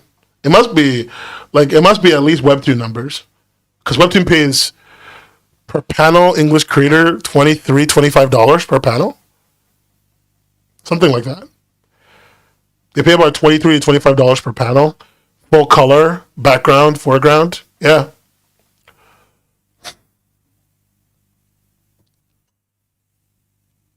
Yo, no, I'm just Linda. I know, but that's the number. That's the number. I swear to God. And also, they pay half of that to Latin American creators. If you're Spanish born and you live in Spain, they pay half. I don't know what they pay French people yet. I haven't met a French creator who's making money on French Webtoon. I should also say that background can mean like plain color back, like, solid color background. So be aware of that. But yeah. I know Latam pays like shit. I don't know what Webtoon France pays. I want to see a Webtoon France contract because I really want to see one. I think I've seen a Latam contract, but I've never seen a Webtoon France contract. Oh, Webtoon France is max $600 as well? Fuck. No, it does depend where you live, Linda, but it's also like the platform. Like the Latam always paid like $400 to $600 per thing. I didn't know France was also doing that. I think the whole thing with webcomics is that you know the author. I feel like propping up the ideal that we shouldn't bother to know them doesn't bode well. Okay. Oh, they cap it. It's okay. I don't know I've never heard you say anything before. What if you're not even real? You're a cat. Cats can't speak English. Do they really intervene creatively with a comic, or just pick ones that are already working and let them be? So from what I understand, Quanto, they just pick ones that are working and they let them be. But they pick you because you are like you're within the data. That's it. As long as you make content within the data, they don't care. Like they may talk to you if you're outside, if you're losing viewers and stuff, and they might talk to you with your editor about that. But it's not, yeah. But like if you're receiving USA Webtoon monies, but you live in the Balkans, it would be more worthwhile than if you lived in the USA. Oh yeah, no, the $2,000, which is the number they always used to market themselves on. Even though I know Webtoon USA creators that made as low as $1,200 per chapter. Not per chapter. It was $1,200 per month, and they would release like 2 chapters a month or something. But I know creators who made as low as $1,200 a month, and like, yeah. Like, it's super fucking low. It's really low. Like, it's just real low.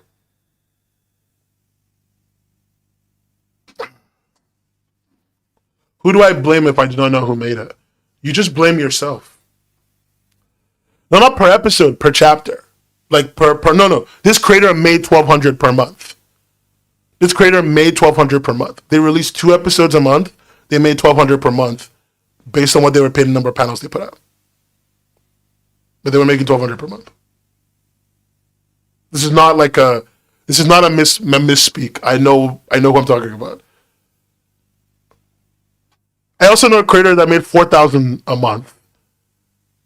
Then they would do about 5 chapters a month, but it was only line art, and they did it for DC.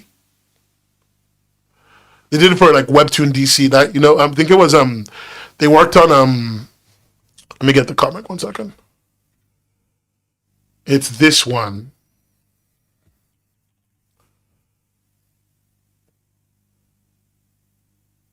Yeah, no, it's not this one. It starts with a V or something. Fuck, what is it called? It was one of the DC Webtoon comics. I'm trying to remember which one it was. Wayne or Ethel? It wasn't Wayne or Ethel. It was somebody called. It was the Vixen. Vixen, yes, it was Vixen. It wasn't Zatanna. They worked on this one. Oh, their name's there. I'm not going to tell you which one, but they worked on this one. One of their names is up there, but they were making $4,000 a month, 5 chapters. They completed 5 chapters a month. Of course you didn't, because it didn't do well. But they made $4,000 a month. They completed 5 chapters a month, and they only did line art. They did promo this comic. They did. They actually put a lot of money behind it. This is also from DC. This is a DC Webtoon joint. They put a lot of time into it. It just didn't do well. So, like, the monies that you get paid on Webtoon is so variable. And like when I say per month, it's because I'm accounting for the fact that like they're doing as much work as possible in a month, and that's the month they're still getting paid. But so like the workload is still high enough that they're working basically full time and they only make $1,200 a month. Because the amount that Webtoon agreed to pay them per panel was really low. It was 20. It was less than 20. I think when it came down to it, it was like $16.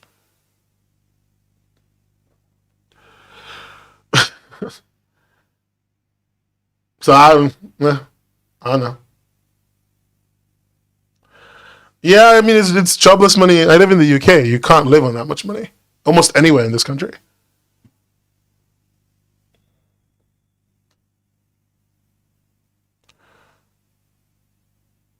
Like, if they lived in New York City, they couldn't afford an apartment with $1,200. Like, all of the money couldn't even pay for a single bed in New York City.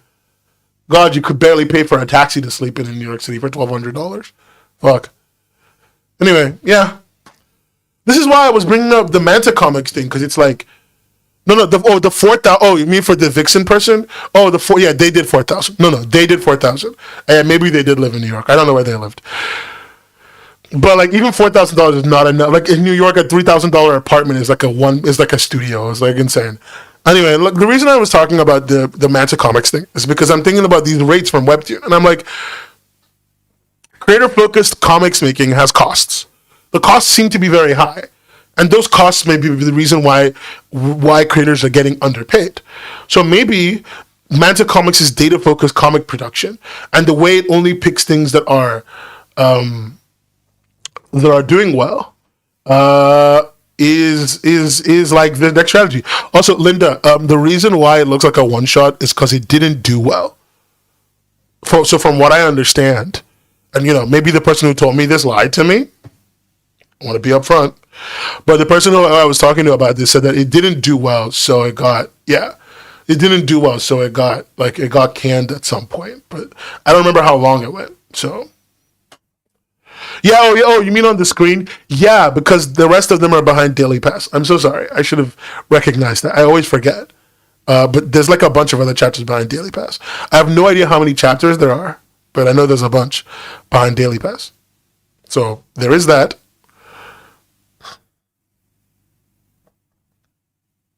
This is such good art.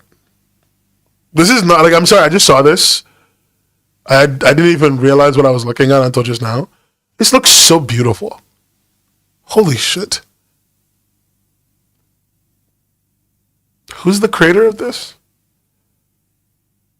Distill.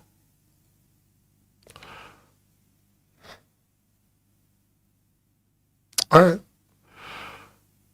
I'm guessing it's an Anamorph story.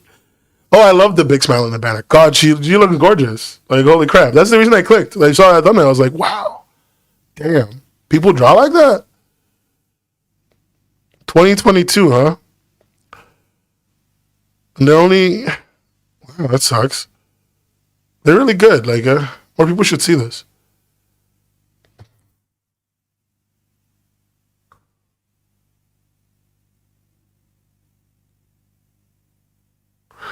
Okay, Fiction has one season of content. Cool. So yeah, in 12 months they got paid They got paid like $48,000. Mm.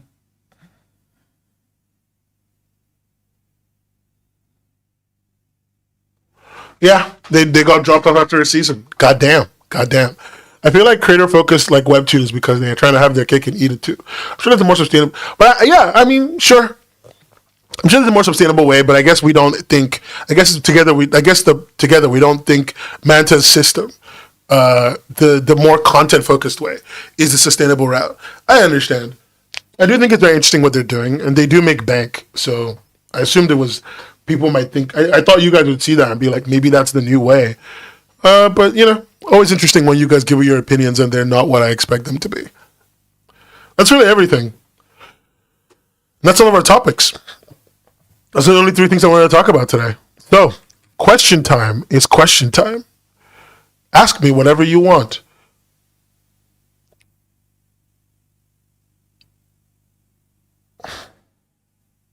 I would love to work with them. I would love to work with them, but it's hard to get in. Yeah. This is the case for comics too, but if your floppies don't sell, you don't get a second season. True. The media is definitely good, but as a creator, I think it wouldn't be fun. That's fair. How am I? I'm okay. I'm tired. This week is content week. I have a lot of content to work on. I started a new series for shorts today. I've been recording audio, and I'm trying to get one short video a week that is like a description of a popular comic or a not so popular comic. We'll see. But yeah, that's one thing I just did recordings for today. I'm revisiting the Explodey Kid video, so there'll be an Explodey Kid video coming out like the next week or two. So that's a thing. There'll be an Explodey Kid video coming out, and it'll basically just be me re-summarizing the old stuff again, just so people can see that. Somebody released a video I didn't click to release. There's a new video on the channel. I didn't release the video, so I think it was my editor. 1 second. Let me. I need to see something. There's a new video on the channel. I didn't release the video, but like, I think like at least two people have access to my to the YouTube account, and so at any time they could just publish a video without telling me. Oh no, it's not out. Sorry, it's not out yet. It's not out. The video is just there. Okay, so there's a video coming out this week. There's a short coming out this week as well. There's more content coming your way. So stay tuned. Base Kalele update.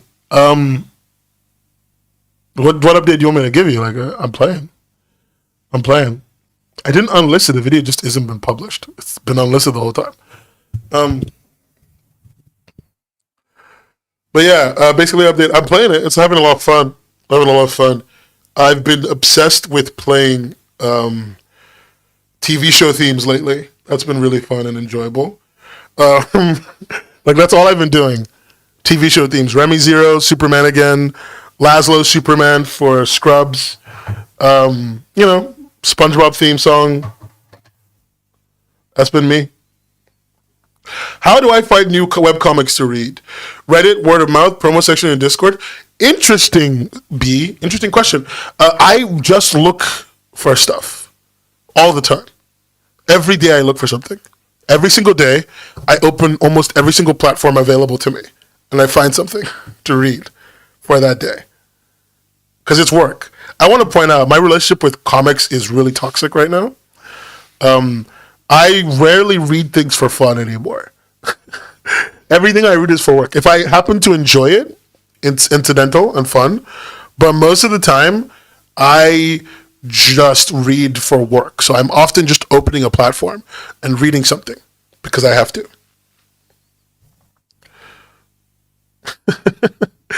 Like, okay, here's a good example. I recently read, I'm going through my backlog of physical comics.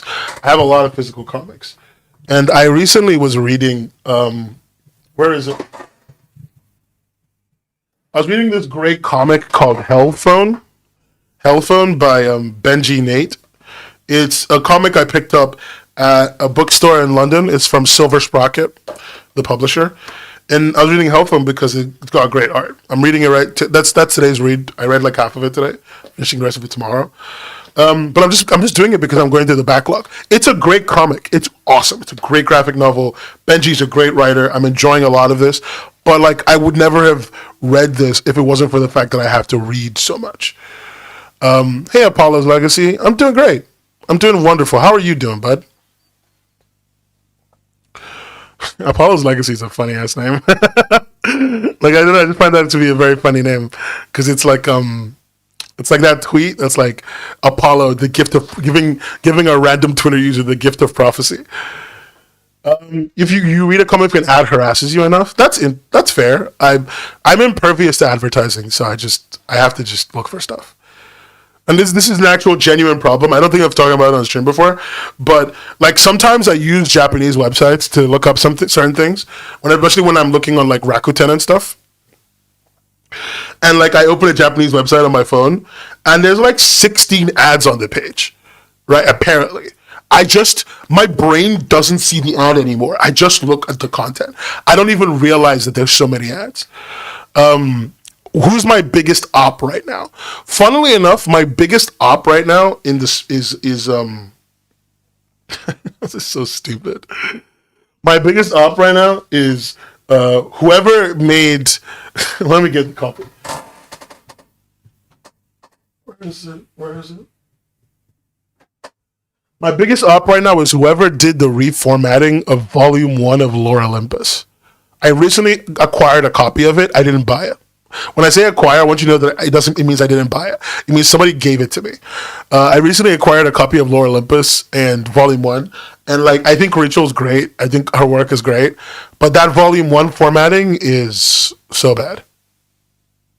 I'm concerned. And the thing is, I've seen I'm in Rachel's, like, Rachel has this little like press section where she talks to her fans and press people, and she announced in there that like Volume 6, she announced Volume 6 in there like a few months ago or whatever, maybe a year ago, I don't remember. But when she showed the formatting on that, lovely formatting. But Volume 1, dear God, no. I actually would not buy it for my worst enemy. Do I enjoy reading now that it's for work, or do I find it a chore? Magic Fire, it's really weird. I don't feel anything about it. Like, if I have a good reading experience, I have a good reading experience, and I enjoy it. But, like, the action of it is just work. Like, it's just a mental task I have to do. Like, I literally, like I'll give you an example of what I mean. You know when you, like, make breakfast in the morning, does it ever feel annoying to make breakfast? Not really. Like, it's just a thing you gotta do. Like, it's just a thing you gotta do. Otherwise, you'll starve. Like, that's where comic reading is for me right now. Which is interesting. Like, there's these books all over the office because I've been catching up to stuff. I finally read, I finally read Kakeguri, even though I've never read it before. I bought these two comics in a Kickstarter called Tezukomi, which are people making fan comics of Tezuka's comics. I finally got to read a little bit of that. Yokohama Kaidashi Kiku. I'm finally reading that. A little bit. I made a bit of progress. I reread Mouse again recently. I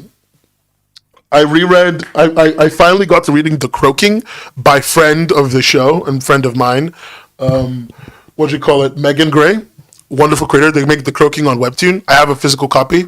I bought it from Megan at Thought Bubble, and I finally got to read it this year. After ages. I read a little bit of the webcomic, but I never actually fully read the reformatted version. I think it was good. I'm just kind of picking this stuff up. I started reading I Parry Everything on scanlation sites. For some reason, I found a second version of the webcomic, but but it seems I almost imagined it because it doesn't exist anymore. But anyway, I read I Parry Everything recently. What else have I been reading digitally? 1 HP Club, I read that as well. I'm reading Sable Curse for a video. I'm doing a summary video, so I'm reading a bit of Sable Curse to kind of understand it, so that I can do one of the summary videos, and then I might read it for a longer review. I finally did a little bit of Mafia Nanny reading. Don't like it. Swellmates, don't like it. Like, it's not bad, by the way. When I say I don't like something, it's not bad. It's not my thing. Omniscient Reader, I get it. I get why people like it. It's not my thing, but I get it. Suitor Armor, I think I've talked about how much I really like this comic before. I love Suitor Armor. So, there's that. What else is there? I don't know what to talk about.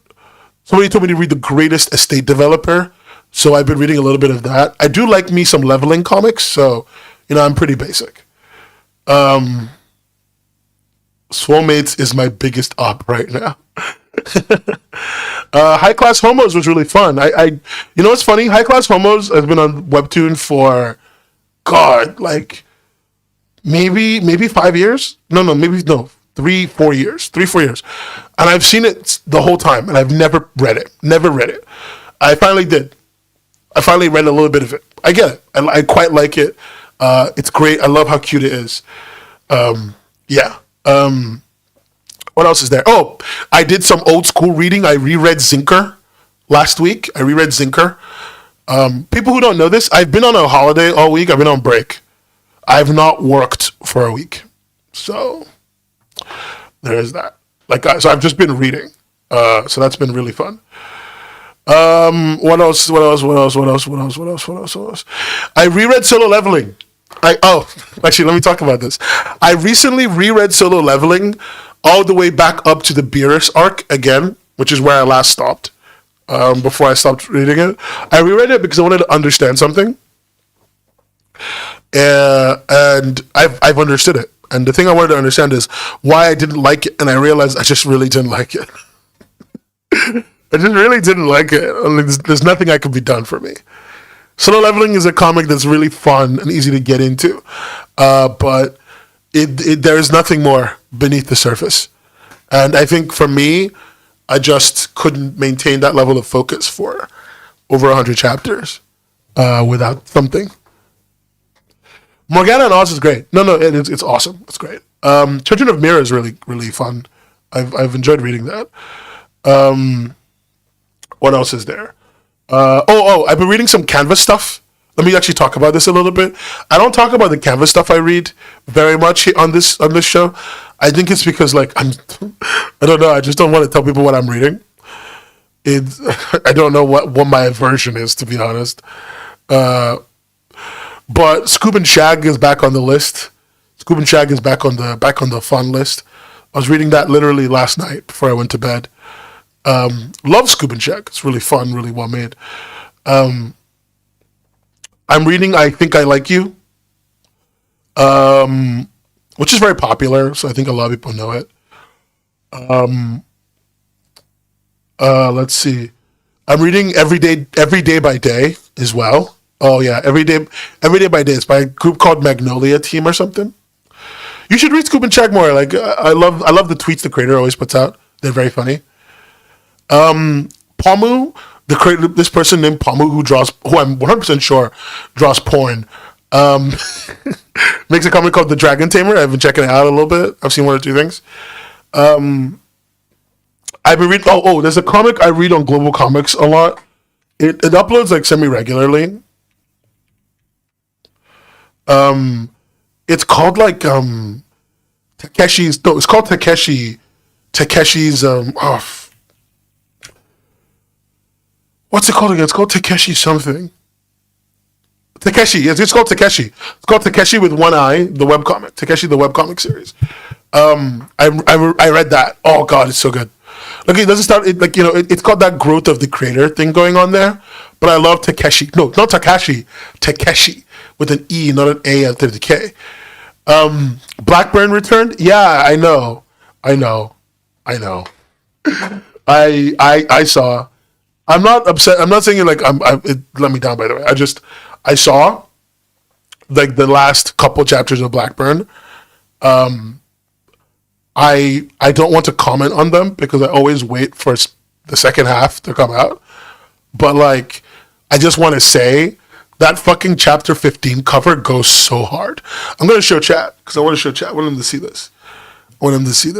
But that cover goes so hard.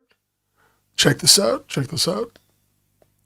So Blackburn releases in chapters every couple of episodes. Like a chapter is a series of episodes basically.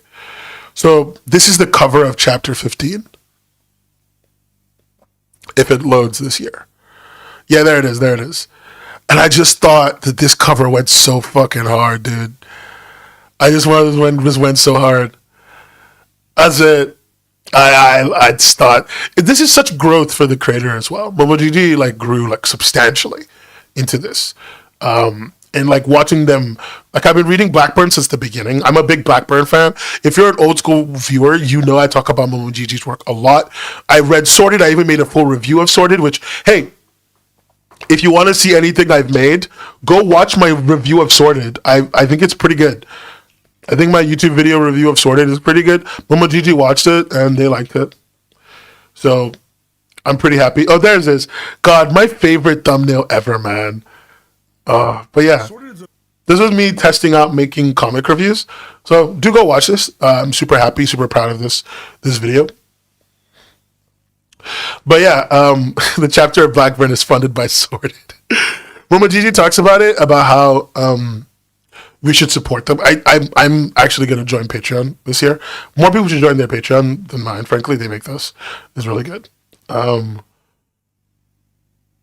did. They had when Momojiji had this printed at a con. God, it's so beautiful, right? Were you at Anime New York City, Miss Misery? I think they tweeted about being there. But yeah, this is a great cover. super in love with Blackbird, super in love with Momoji's work in general. That explains it. Okay, cool. Super in love with Momoji's work in general. I read pretty much everything that they've made. I've read everything here. I own almost every book that they've made. If it exists, I've got it. This is probably the only person I'm a huge fan of in the world right now.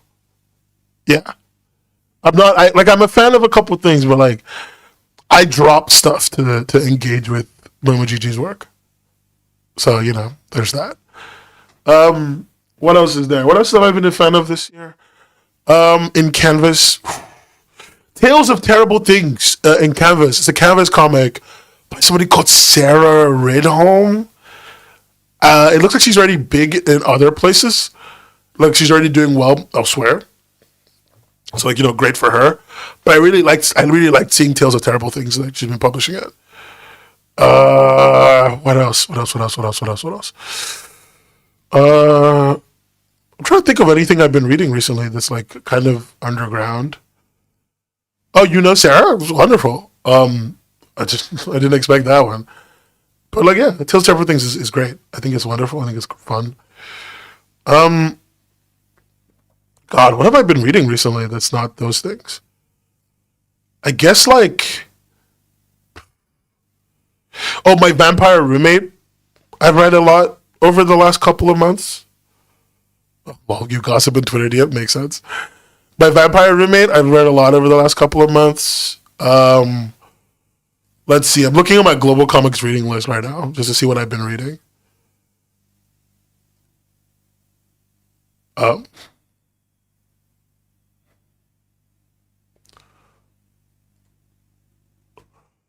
uh, it's kind of almost everything I've been reading recently. Random insert. I recently tried to style mimic of the guy who does kill 6 billion demons, and damn, I can see why it's such a great workhorse style. It's very painless. Cause oh no, Kill 6 billion demons is something I want to read. It's literally on the list, and I still haven't done it yet. I feel like I should just bite the bullet and finally read it because I've seen so much of the art, and I think it looks like absolutely phenomenal, like fucking phenomenal. But I just haven't put the time in. I haven't put the time in. I haven't put the time in.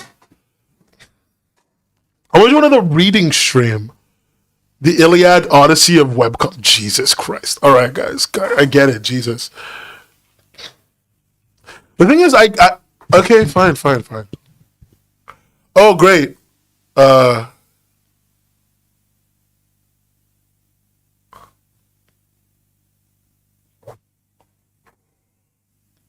it drops a few pages a month. I mean, it's not about it being long. I just don't have time. I have to read other people's stuff. Like they're already doing well. And like I don't think there's anything I can say on Kill 6 billion demons that other people haven't said. So my motivation to read it is like really low. You know?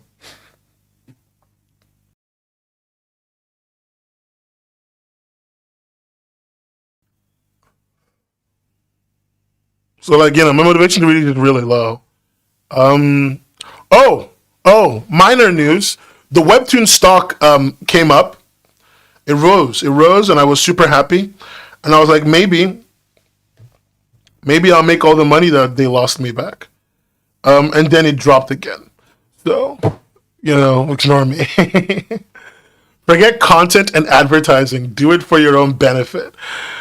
Look, I love you, Inky. I haven't done anything that was just for my own benefit in a long time.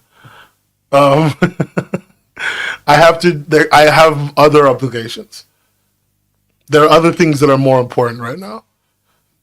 I thought about buying the dip, but I've been too busy. Buying the dip. Look, I'm gonna give you really small advice. NYCC is gonna be out in like 2 or 3 months.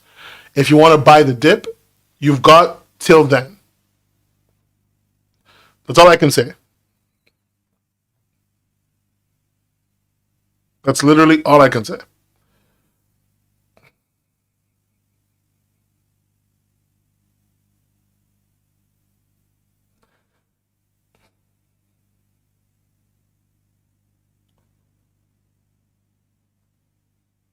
Yeah, it's all right. Hey, look, never say that I'm not nice to you.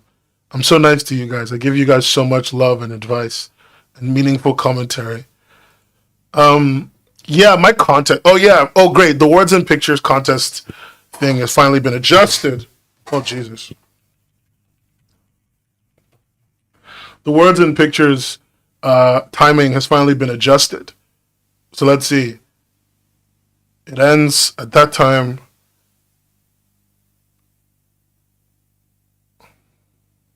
I yelled Gen Z slang at you. I've never done that. Okay, cool. So you guys have like 2 days and 6 hours left.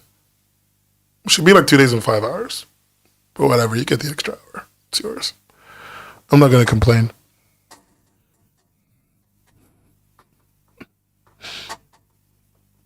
Yeah, so you guys have exactly like 2 days and a few hours left to be done.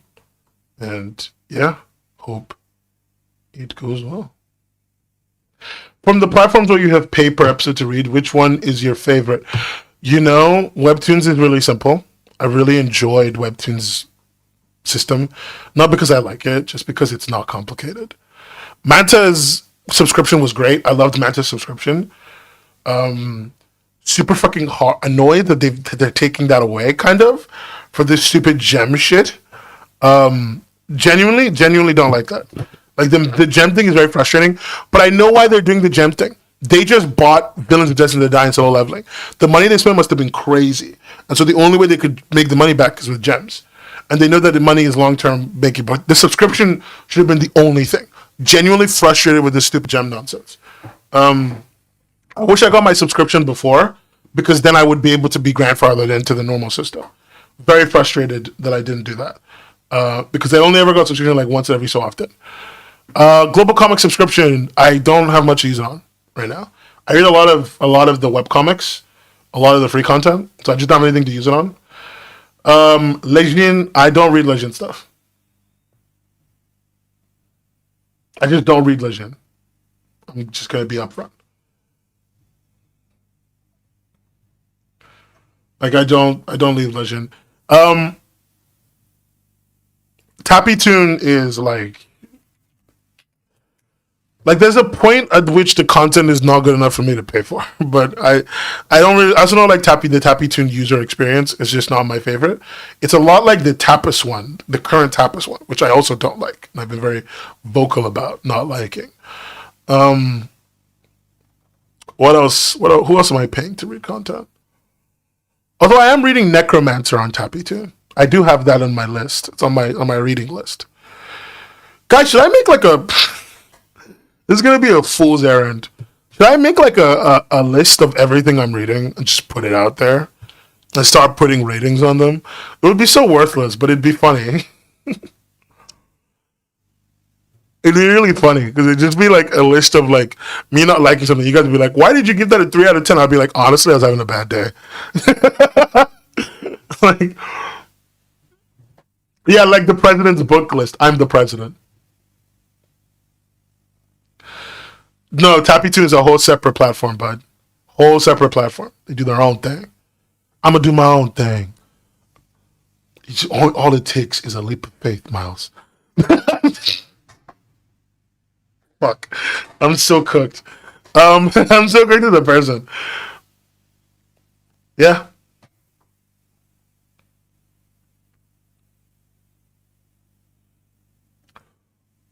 I can't voice act for shit, so don't look forward to that era.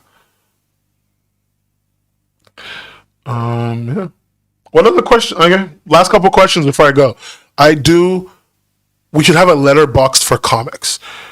You mean Goodreads? Goodreads is so bad for this. Goodreads is awful for this. Letterboxd for comics sounds like a genuinely fun thing to do, and it sounds genuinely very easy. Like, I have Filth and Grammar. I've had Filth and Grammar for like a year. I love Filth and Grammar. I met Savannah Bond. She's so... Sarah Bond, it's like she's so lovely. She's so lovely. She was in London. I met her at a small little zine festival. So lovely. I couldn't get her to sign my copy because I didn't know she was there, so I didn't bring it. Actually, so angry about that. Well, I love Filth and Grammar. It's a wonderful read. But yeah, Goodreads is terrible. What's crazy is a letterbox for webcomics is like actually substantially easy. You gonna DM me something? Sure, do it. I bet it's like a signed copy because you're a bastard. Because you're a bastard who loves kicking me while I'm down. Oh, quick question, gang. What would you? Ooh. Oh yeah, that's what she said. She says Viva Comics. Oh, she's so lovely. She's so lovely. Lovely. Anyway, gang, what is something you would want us to do soon? We have contest read along. So here's all the content coming out. Next Saturday, we're gonna have contest read along. Gonna read some of the entries. What else is there? So next Saturday we do contest read along. What is something you guys would want me to do that you think would be something you want to see? I'm also going to be working on the contest video as quickly as I can to try and get that out there. Yeah. I want to do workshops for improving comics. I do. That is actually on the list. You've reminded me. Interviews are back on the table. So I think I said this a few months ago. I didn't want to do interviews because I thought they were really boring. I figured out a way to make them more enjoyable thanks to Sam in chat, who really helped out. So interviews are back on the table. I'm going to try and work on a list and get some invites sent out as quickly as I can. As for workshops, yes, workshops are going to become a thing, but I want to make them not shit. So I might do panel workshops instead. Who do I want to do interviews with? Surprisingly, I want to do interviews with interesting people. No, just I want to do interviews with people with unusual art styles, who make things that are fun, who are doing well in places I never expect, who are doing well in ways that I have never thought of, and who are willing to be honest. I think that's a really important part. I don't need you to pretend that your success comes because you're amazing. If the reason you're successful is because you draw porn, I want to know what porn you draw and why. You know? I want to know how it's helping you. And I also want to learn about how you draw. Like one of the things I want to do in the interview is I want to do like an interview while they draw, while they're drawing on like a draw together board, right? And we're gonna talk about like, you know, their approach to art and storytelling and things like that. But also like, why, you know, are they happy with the money they make, and are they failing? Are they succeeding? Like compared to how they feel about their creative process. I wanna get there. I want us to be able to talk to somebody honestly and feel whatever they're feeling about their time in the industry. But it also means that I can't hire someone who's like working right now. It's like I can't call someone who's working right now. But it's gonna be difficult. Yeah, and also Linda's made a good point. For some people, it's very hard to talk and draw. So that's also another part. It's gonna be a thing to like figure out. But I'll do all the prep I can do. I just need to. I've written down a plan. I've written down an organized plan of what it's gonna be, and so I'm gonna try and pick up some guests. That's what I was gonna call it. Creative block is what I was gonna call it, because we've got the Hubcast. We've got all the Reader's Digest content. I wanted to call this Creative Block, which would be an interview. This is like a 1 hour block interview. I'm going to see if I can live stream it. If I can't live stream it, it might be recorded. Time lapse is also an option. Great point, Linda. But it might be recorded, but it would be like a block interview with them. And we just talk about like comics and like the difficulties they're having and shit. We'll see what we can do. But it should be like a 30 minutes to 1 hour block video. That's currently what's on the dock. On the deck, it says 30 minutes to 1 hour content focused on webcomics and learning about them and stuff. There's another podcast called Creative Block. The podcast I was writing, I called this one Creative Block. That's what is on the name. That's what I called it. Okay, I guess I'll pick another name. Whatever. I didn't Google it. I just wrote down the name I thought would be the funniest name. I hate that so much. I called this Creative Block because I was like, "What? You know, you got Reader's Block. You got Writer's Block and Art Block. So you got Creative Block." I thought I was being funny and intelligent. Turns out I was being derivative. Damn.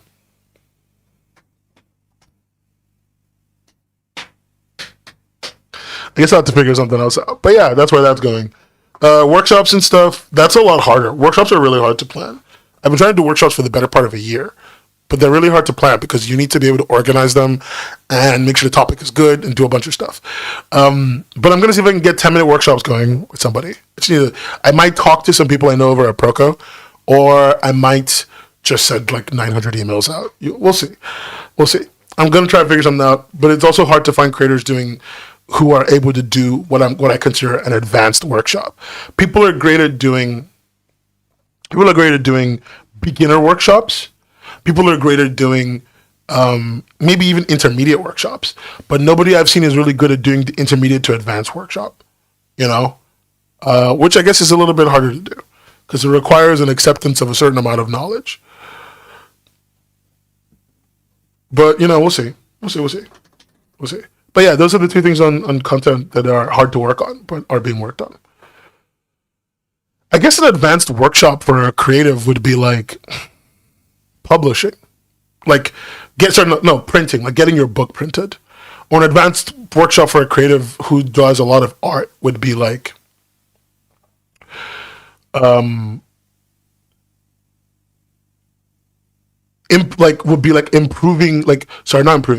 complicating your paneling, right? Because there's a really good paper. I'm going to show you guys a research paper real quick. God, I'm such a fucking nerd. I'm such a fucking nerd because I've shown this paper to like two people recently. There was like a few people recently, but whatever. Here. So this is a great research paper. This is called Navigating Comics, an Empirical and Theoretical Approach to Strategies of Reading and Comic Page Layouts by Neil Cohn. It was done by UC San Diego, at the Center for Research. It's a great paper. And this paper talks about, about comic reading flow. So like it talks about there's a conventional understanding of how I'll drop the link. The link actually it's in the Discord. I think we shared it in the Discord. But there's a conventional understanding of how paneling works in that you got to read left to right and downwards, right, or right to left and downwards. But this paper tries to talk a little bit deeper about violating that order and also using concept of Z-path reading. The idea being that I want you guys to stop everything you do. Stop drawing for a second. Stop drawing. 1 second. Draw a box. Move across from your canvas, and just draw a box, and then draw a box that is higher than that box, but literally only shifted to the right from that box. Just do what that, and so that you can visually understand what I'm talking about when I say Z height or Z path. Z just means height. Just means moving up and down in height. So is this talking a lot about Z path paneling and how Z path paneling can be added to your comic and add a little bit of value and can be part of the reader flow, along with changing your conventional understanding of how paneling should flow for you reader to understand a page. There's a great example here with grid, blockage, separation, overlap, and staggering. And there's even a better example. Oh, this is my favorite one. This example is talking about so all the orange bits are the entry points. Yeah, it's just creative paneling. But the reason why the paper is interesting, Linda, isn't because it's creative paneling. It's it's about the empirical flow of how readers engage with that. Does that actually help readers? Do readers actually positively engage with unconventional paneling? What are ways that we can implement unconventional paneling in our work? I know that for you, Linda, because you're way more advanced than everybody, right? You're like Jesus. I think for you it's very simple and very obvious. But sometimes I tell creatives this, and they look at me like I just told them that there's oil in their house, there's crude oil under their house, For a lot of people, this is super new, but I love this paper. It's great. If you look at the diagram, you can see lots of examples that it's got going on, and it talks about where we could implement blockages, staggerings, blah blah blah, and also it gives standardized language, which is really nice. Yeah, people panel very instinctively, and intentionality in paneling can be very valuable, and it can really affect the way people engage with stuff. Yeah, no, it's I thought this was really fun. The thing is, like, yeah, Linda, you're right. It should be fundamental, but like learning about paneling is such a rare thing people don't do. They figure it out instinctively by just making a comic or copying someone else's paneling, and because you're just copying someone else who's good, so your paneling is just good. Because you're copying another person, your paneling is good, right? Because their paneling is good, and so you never have to understand how paneling works because everybody else is just doing that work for you. Like that's what a lot of creators have to deal with. I can link the page. This I'm going to link the paper in the chat. Oh yeah. Also, yeah, that's a really good point. A lot of webcomic creators start out as illustrators, so they never even like realize that they're just copy pasting someone else's work.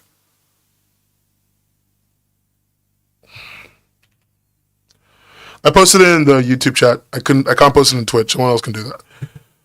But yeah. There's an unspoken rule where you should never put two boxes one on top of the other and then next to have a long one because it will mess with the reader's perception. Yeah, that's true, Linda. That's that's definitely a thing. But that also means that like if you want to confuse a reader, that might be that's also a route to take, right? Depending on what you're trying to achieve. And I think for a lot of creators, they just don't do that. That's the reason why a lot of creators in webcomics, and Linda, you know this because you've seen this. A lot of webcomic creators will do sideways panels where they literally tilt an entire panel sideways instead of trying to figure out a more creative way to implement a panel on a vertical scrolling platform. And it's just because people are instinctual. They don't think about it, and so like that creativity to panel more fittingly is just not as done.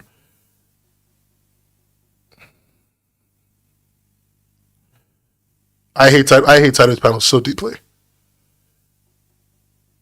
I hate sideways panels so fucking much. It's wrong and bad. And you should go to prison if you do a sideways panel. I said it. What I hear is that if you stack two on top of each other, readers group those two vertically before moving left. Yeah, actually, readers often, like temporally, if you stack a panel on top of another panel, readers actually perceive them as happening at the same time, often. Like they perceive them as happening in tandem with each other. So if you want to indicate that something is happening in two different places that are also linked and like affect each other, you can stack them and readers will see that and just get that. Oh yeah, you saw me complaining about sideways.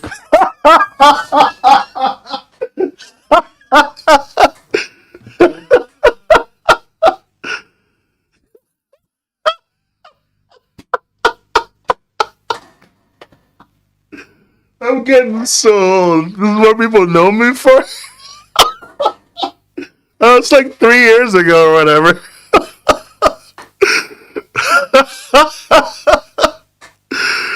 I don't even know how long that ago. That might have been a year ago. I'm old, bro. Um, I really need to learn to panel more panel layouts. It's just rectangles, squares, and spreads. I mean, Rachel, you know, to an extent, it's a little bit of panel spreads and square rectangles and squares and spreads, but it's also like a little bit of like a psychology thing, right? You're trying to lead a reader's mind to think things, and like a good writer is using their paneling, their coloring, their everything to tell the same story, right? And so that's why really, really good comics often, not always, often have very minimal dialogue because most things are very, very much visually conveyed with the dialogue just adding on top of that, you know? And the dialogue is like the clarifying point. The dialogue is never the core story element, you know? Like I think a lot about that Alan Moore panel that everyone brings up all the time. It's a great one. It's this panel from The Killing Joke. It's this panel from The Killing Joke where Batman is walking into Arkham Asylum dressed as a bat, and then on the table of an administrator next to Batman, it says like, "You've got to be mad to love it here," or something like that. And like it's just a lot of really like interesting information, and then Batman starts talking, and you realize that like no, they're talking about him. He's the crazy one. He's, because as crazy as everyone is to be locked up in Arkham, he's crazy for dressing up as a bat and going in. And of course, that's implicit, obvious stuff. But the story is making it obvious. So anything people say after that is like an addition. I could show you this actually. Let me see.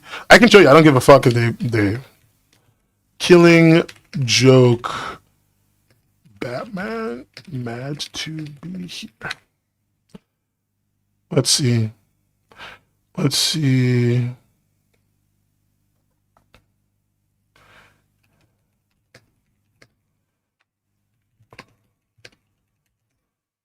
I'm going to do something that I know I shouldn't do, but I hope nobody judges me for it. I'm going to the piracy site. Everybody, I'm going to the piracy site. I'm sorry, but I have to. Anyway, I'm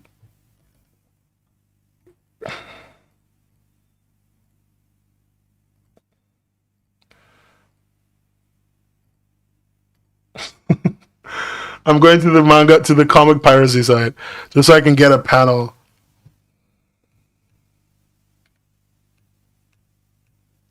I'm looking for the panel. I'm pretty close to finding it. I want to be clear, by the way. I don't think the Killing Joke is like that great of a comic. I just think that like Alan Moore is really good at mixing and matching symbolism with storytelling, and he's always been good at it. And as much as I think this is one of his weakest comics, I appreciate the effort that went into it. I just want to be like directly upfront about that. If we pause later, we can read it all. Shut up. There it is. There it is. I found it. Here it is. This one. I need to raise the quality. It's mostly visible in the trade paperback. It's this. So like they're walking into Arkham, and like this is a great storytelling point, right?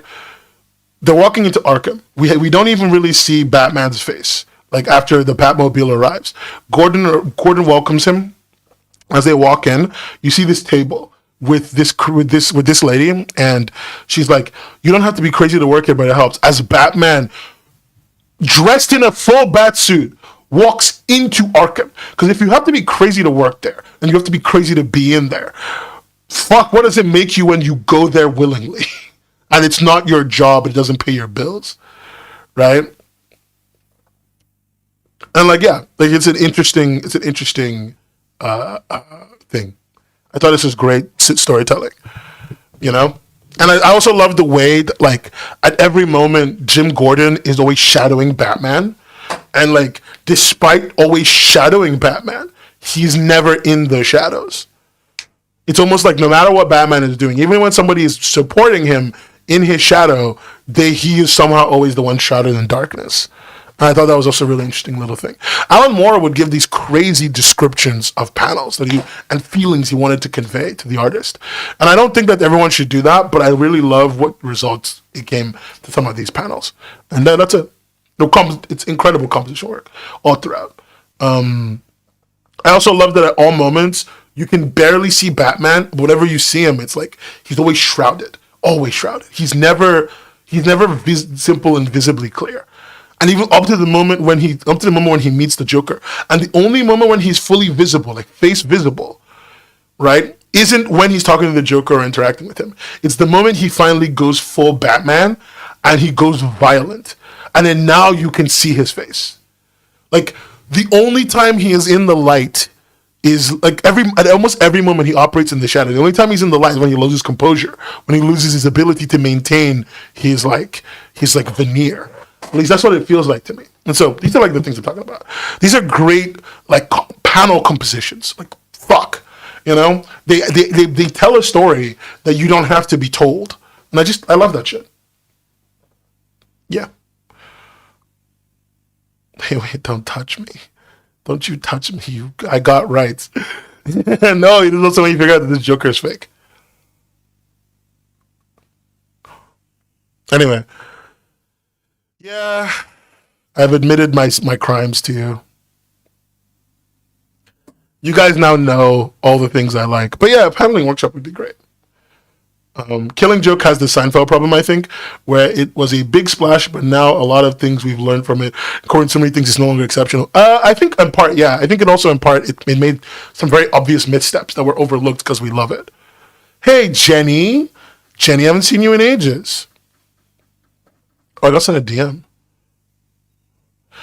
Oh, that's what you're talking about. That's what you're talking about, Linda.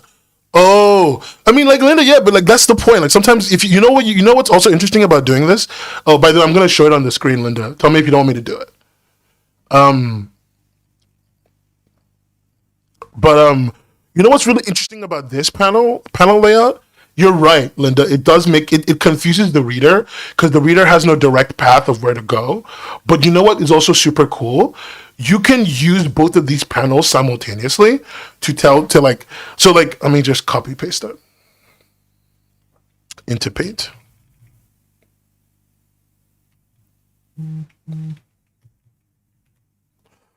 So like I'm using Paint in white mode, forgive me. But like if you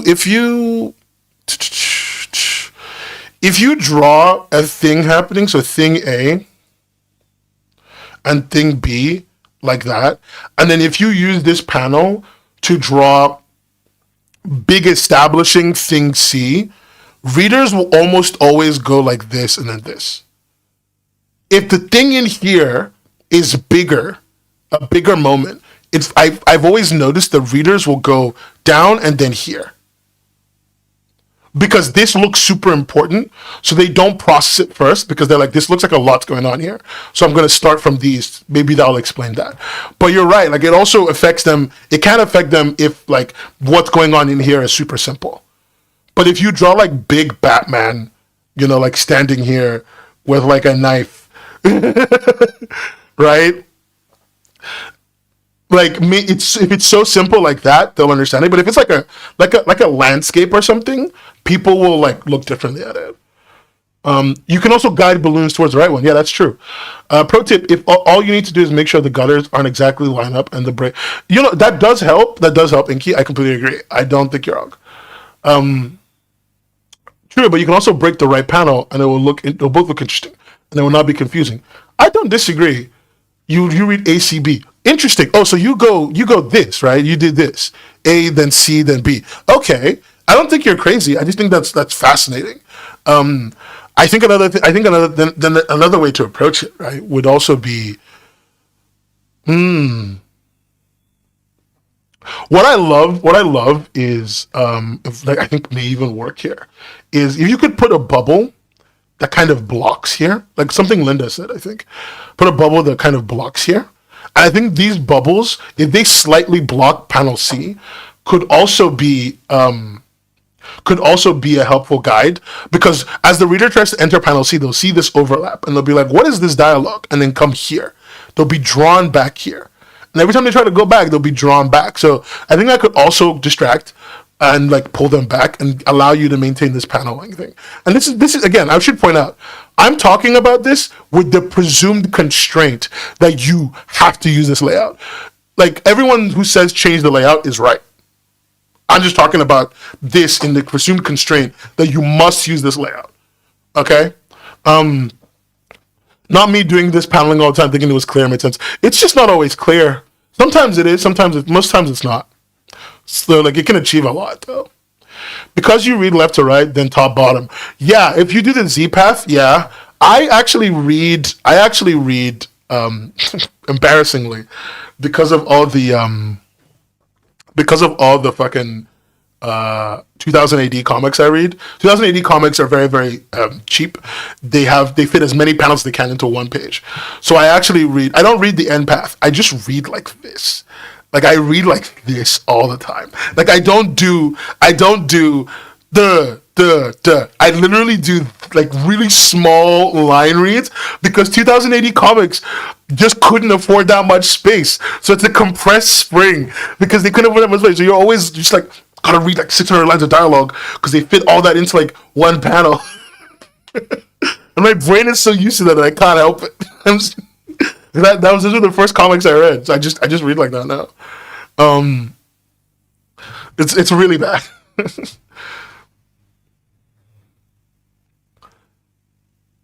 There's lots of there's lots of solutions to this. Like Inky said a really great one, which is just to stagger them. Like for example, if you were to move panel A, kind of like here, that height will mean that the reader will start here first.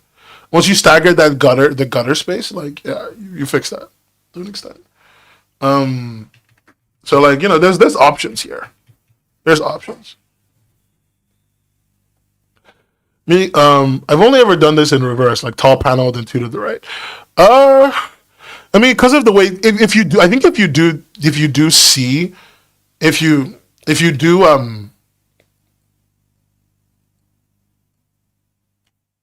you do this paneling, like you said, this isn't meant to be. If you do this, I think I personally just read all of this and then end. But that's because this is so long as the first thing I see. Oh yeah, you know what? Tilting panel A and B indicating they go together is also a great option. Yep, I'm saying only if they're stacked equally. Floating panels never confuse. That's true. That's true. Tilting panel A and B indicating they go together is also an option. You see, there's lots of options. That's what's great about paneling is there's lots of options, but you've got to like think outside the box. And the thing is, most creators will see something like this, for example, in like Berserk, not understand why it works, and then just do it again. But because the paneling in Berserk isn't bad, nobody will ever think that their paneling is bad. And like that's kind of frustrating.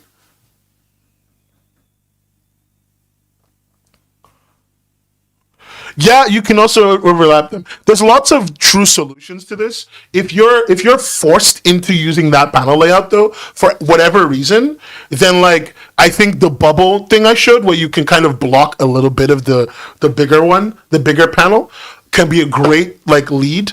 And also I think like using a complicated like environment where it doesn't matter if it's seen first or not can also be a great way to like solve the problem with the presumed constraint that you must use that layout.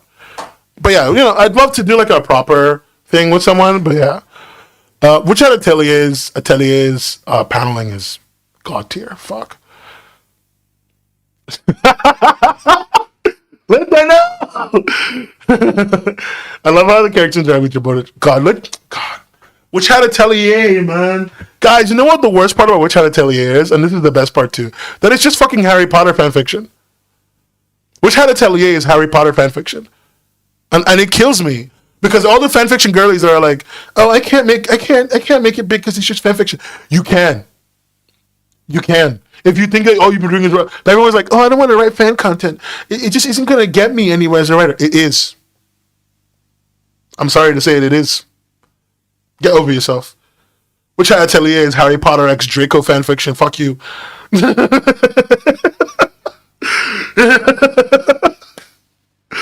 Which Atelier is Harry Potter x Draco fanfiction. You know what else is Draco fanfiction? Twilight was a fanfic, and I love Twilight. Have I shown you guys all my Twilight books before? This is a tangent. Have I shown chat all of my Twilight books? Have you guys seen all of them before? This is a real question.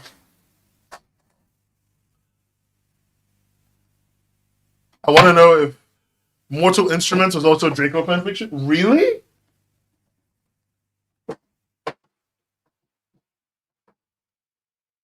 Fine. I'm showing chat. Ugh. Twilight came from a dream. The genuine, like, oh, I'd rather imagine that it wasn't real than accept that it is.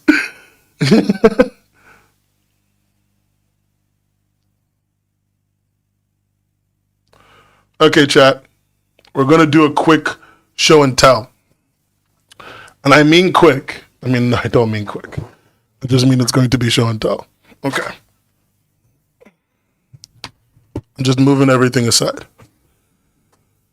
Okay, chat. Hi. Let's talk about my collection of Twilight books. So, this is Twilight the OG, right? Everyone's seen my hands before. This is Twilight the OG. This is an OG copy. This was printed by Adam in, let's see, this is the 2007 edition. This was one of the first reprints. This is one of the first reprints of Twilight, the original copy. Then this is Eclipse. And my copy of Eclipse.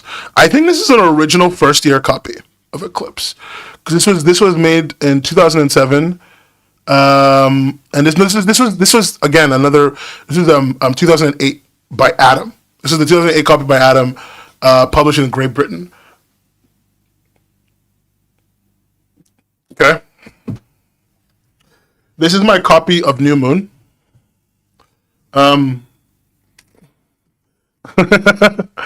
This is also a 2008 New Moon copy. This was no. This is the original 2007 Great Britain published copy of New Moon. This is the original first run. So this is a first run New Moon. So these are my first three, and then this is my copy of Breaking Dawn. This is the hardback. Okay, my copy of Breaking Dawn, and this is my copy of Midnight Sun. 1 second. This is my copy of Midnight Sun. Also,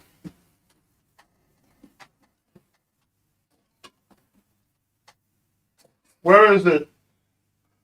Where is it?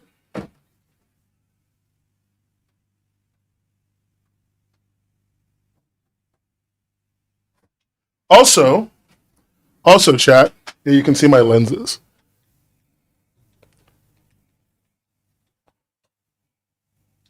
Oh my god, this thing isn't holding. I'm struggling. I'm fighting the computer. Okay. Also, no. Oh my god, this is actually the worst. This is just not staying. Okay, cool.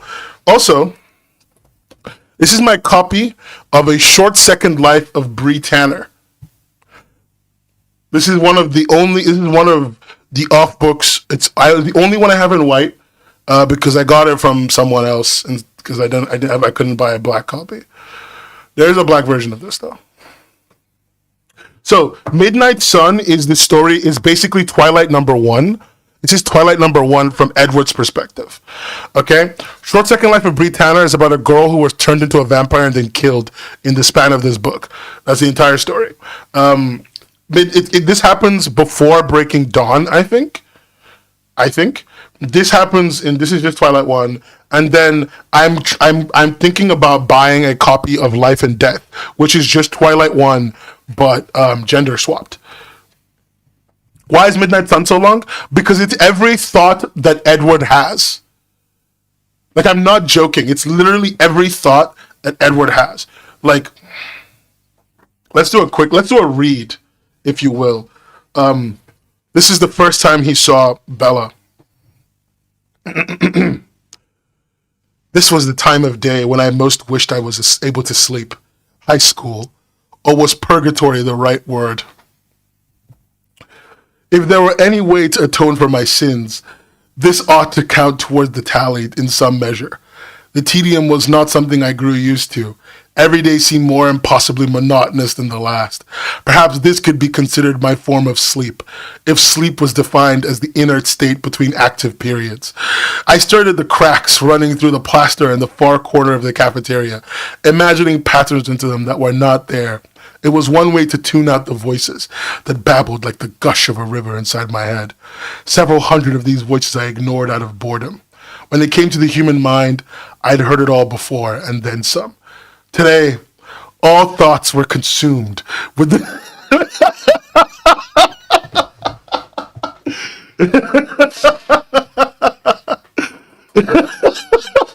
Linda, I'm doing my best. Please.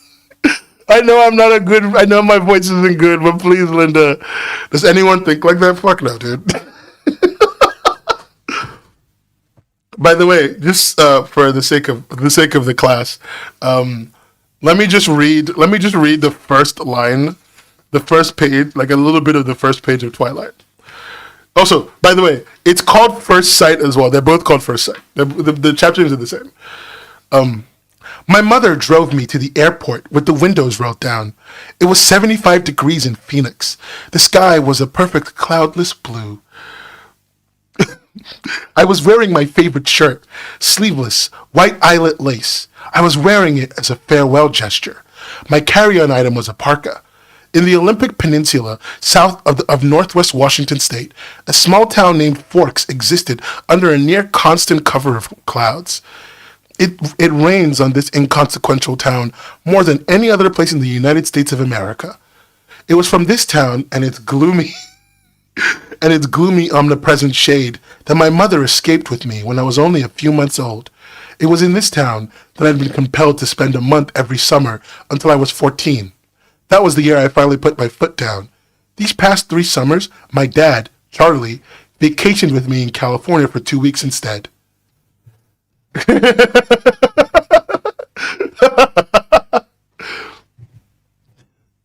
I vividly remember the first paragraph. It's the great first paragraph. You read the first sentence and clowns start playing in my head. Hey, Linda, so Midnight Sun or Twilight, which one did you like more? This is a real question, Linda. Come on. Which one did you like more? I want to know which one really resonated with you as a writer.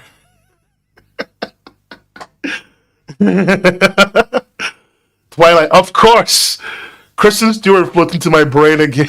She should never have left. I should do bedtime story streams. Dude, that would be awful. Imagine just me on a Twitch channel, just reading like books, like just fully reading them, like back to front, not stopping, reading with voices and stuff. That'd be terrible. Oh, by the way, I should say, the best written book is this one for me, because this is the first page of Short Second Life of Brie Tanner.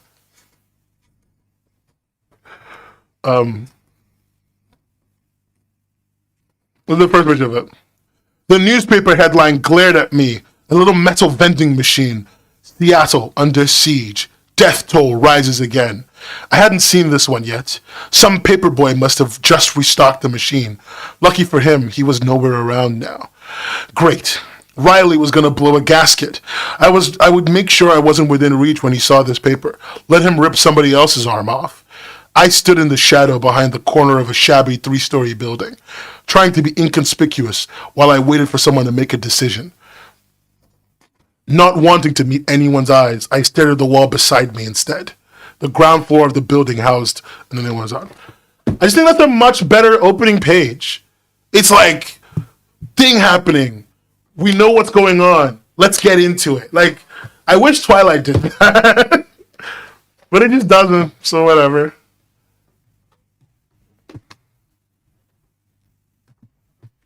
Anyway, yeah, now you guys know that I've read all the Twilight books. Apart from Life and Death. I have not read Life and Death yet. I will soon. You named my daughter after the Loch Ness Monster? It's such a stupid line because it doesn't even make any fucking sense.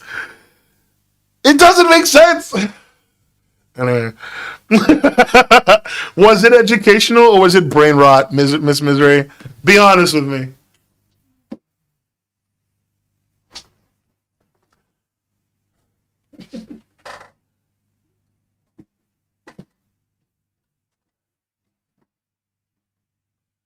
Yeah, that's why everyone really liked it. It's because she was like not wanting to meet anyone's eyes.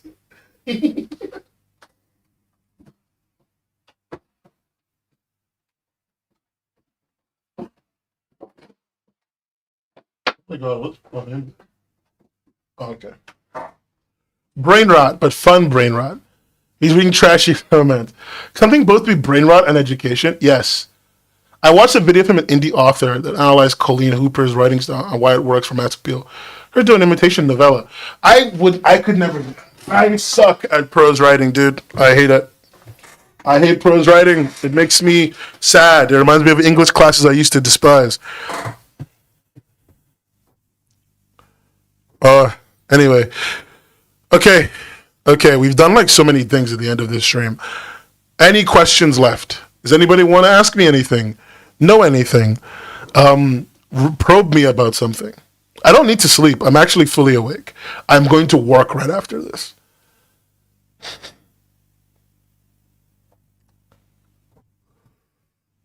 What's my favorite pastry? Of course, it's the croissant.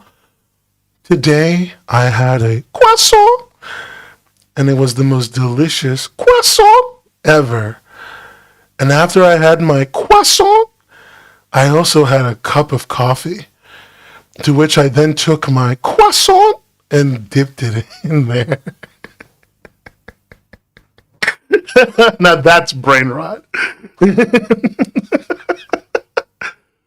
Wait, is that a comic, or do you just mean the very concept of a zombie and a minotaur having sex? This is worse than the toilet reading.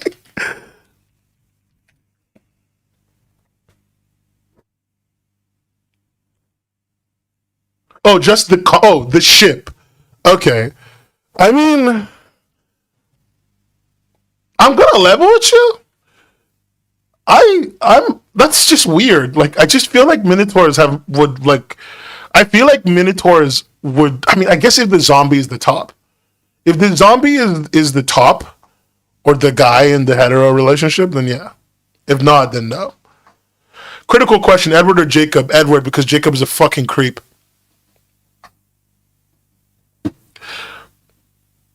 Jacob is an absolute fucking creep. Jesus Christ. Like it's not even a question. Being team Jacob is being team I like weird guys in high school.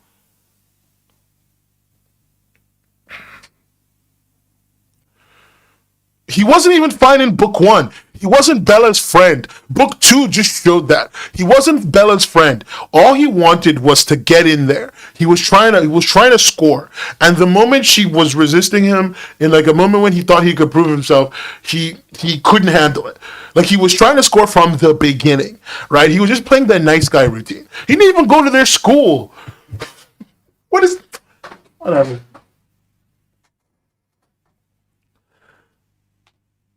Jenny, you should cook something with Zombie X Minotaur. My personal theory is she assassinated his character extra hard to make Edward the main thing. No one assassinated his character. He assassinated his own character. No one made fun of him. He did it to himself. Okay? Like, let's stop here. Let's stop. He didn't do anything to him. He did this to himself. The man has problems. I don't give a fuck if he's a fictional character. Lord Farquaad is a fictional character, and I would still bone him. But not Jacob. Yes, I said it. Lord Farquaad over Jacob.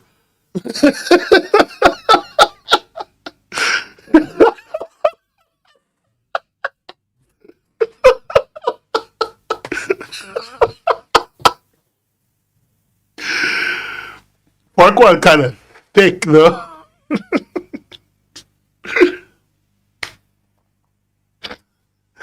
I haven't admitted to anything incriminating to this. This is the only incriminating thing I've said. Sheik over Jacob? No. Yeah, oh yeah. Sheik over Jacob, 100%.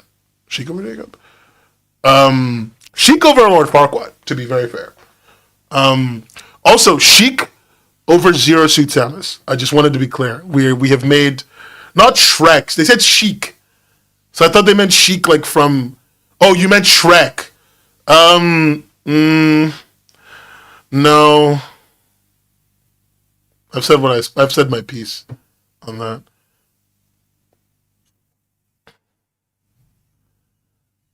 Like Sheik over Samus any day, dude. But Shrek is not over Jacob, unfortunately. Shrek is just a little bit sad. Ogre Shrek, 100%. Ogre Shrek, 100%. Ogre Shrek, human Shrek looks like human Shrek looks like, you know when like deodorant, like not deodorant, you know when like cleaning products do like 3D advertising? That's what human Shrek looks like. He looks like Mr. Muscles or whatever. Mr. Clean. Like he has the same body texture, like visual body texture as Mr. Clean. I think Shrek fits with the mythology perfectly. Vampires, werewolves, and ogres. True. Like imagine that scene where Bella is like, where Jacob is like, Which Arabella's like, I know what you are. And then Edward's like, say it. And then, because they're in the, remember they're like in the forest when this happens. And Edward's like, say it. And then Shrek just comes out and is like, get out of my swamp, vampire. And that's the reveal. That would have been perfect. That would have been perfect cinema. Perfect cinema. Get out of my swamp, vampire. Same bestie. Fiona or Farquaad? Fiona. I hate to say it, but like, I am basic. I do like a redhead.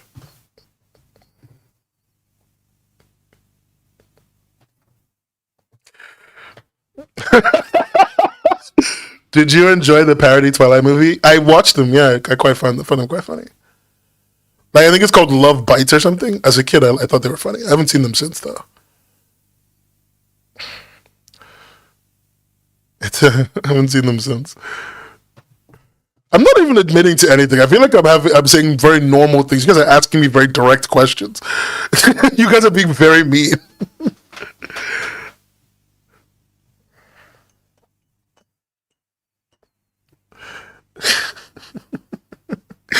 Talking about OCs with artists is like the most deranged thing ever, because it's just three like people in the real world will like send a picture of like a normal human girl and be like, hear me out, and then you talk to artists and it's like, so guys, this is my OC. He's the conception. He's the very concept of having your stomach gouged out.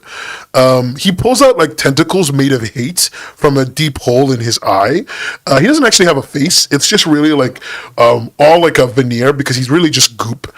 And you know, hear me out. Like that's every conversation with artists about OCs or characters. I'm not doing a hottest faces too. I'm not saying it's bad. I'm just saying it is. Goop core. I know. That's not a reference to anything. What do you mean you know that webcomic? What? That was a joke. What? What? Man. Artists are wild. That's even the point. Yes, it exists. Jesus Christ. It's hard for a freelance artist to make some money and not draw furry porn. Wouldn't it be nice if the people who paid big commissions didn't ask for wolves kissing? Okay.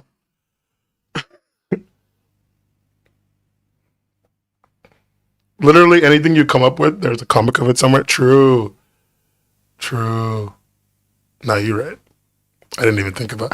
I somehow didn't think about that. It just never like really occurred to me. You know what I would love to see more comics of? Utopian apocalypse. I need the well-off ladies on my day job to pour money into the arts. Just tell them you would draw like their like poodle chihuahuas or something, and I think you will make cash. You start doing pet drawings. I think pet drawings are like where it's at for rich people. Draw their kids, draw their pets, and they'll pay you well. Just get really good at life drawing, and I think you're just gonna make the bread.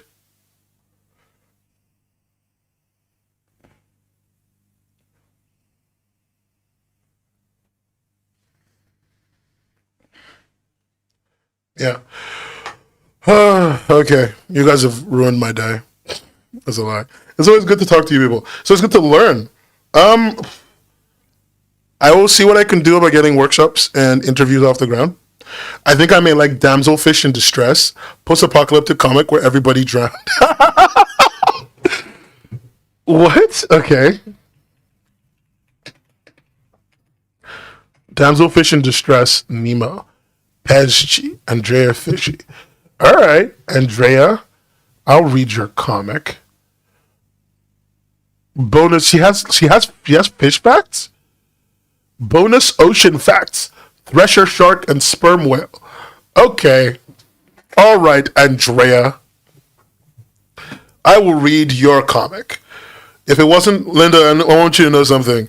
If you didn't recommend this, I wouldn't read this on the face of it because I don't like fish.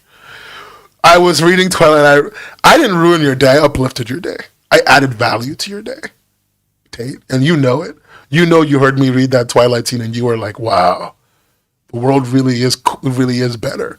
13-year-old girls back in 2010 were right. This is peak media.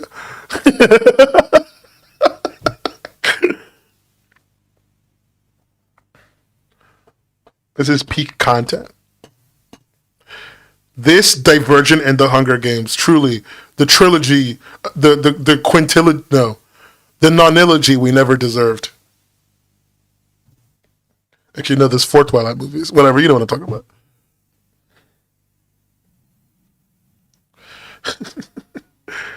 I mean, she looks like she does a good job with this. I'm gonna. It's on the computer now. You never hear what's your fave? What fave is it that you have that you told me about that I don't love apparently?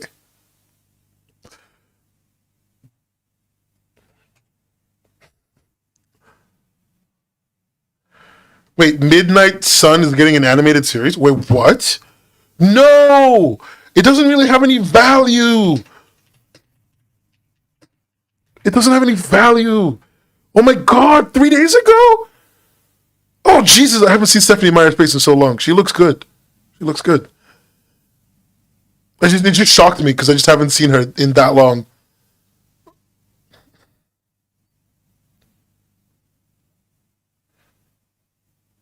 Wow. Alright. Alright, Stephanie Meyer. I mean, there's no real point to Midnight Sun. It's just Twilight One, but Edward thinks about the land, like the airspeed of a fucking bird or whatever, while they're laying in the grass together. But whatever. Getting her back. To be honest, Stephanie, I will say that Stephanie Meyer is a great recommender of books. If you see a book and you see at the back Stephanie Meyer is one of the quotes and recommenders on the book, it's a good book. She doesn't write that well, in my opinion. But if you see a book and it's got like the Stephanie Meyer recommendation in the back or in the inside, like read it. It's likely a good book. She's really good at recommending stuff. She has a good eye for media. Like I can't deny her that. She's got a great eye for like fun books.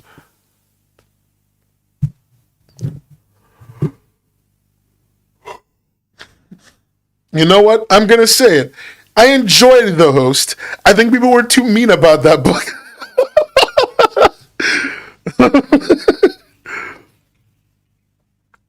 I'm sorry. The way you said it, like what's the biggest declaration? Look, I'm gonna level with you. The only reason I don't like The Host is because of the movie. I've not even read the book yet. I know I just saw the movie. I saw like a little bit of the movie and I was like, yeah, no.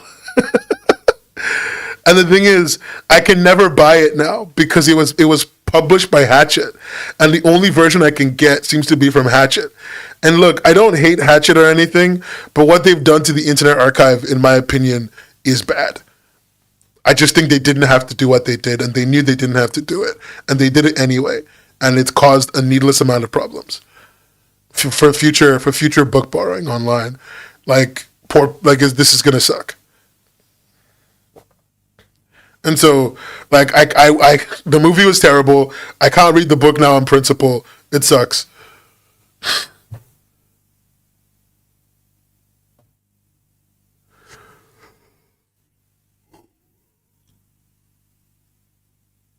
I don't mean to. Like, you know what? Fine. I'll torrent the book. I will torrent the book and I will read the book. That is the best you're getting out of me. That is the best you're getting out of me. Unfortunately, I cannot pay for this book. I just on principle, I can't pay Hachette money.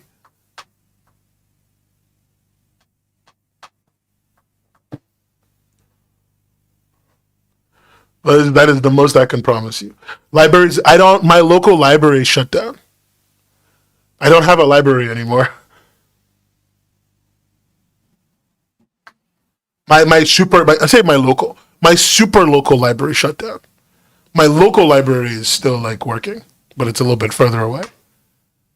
But we had a small one near me where kids went to read, and they also had some other books too. But it was never really enough.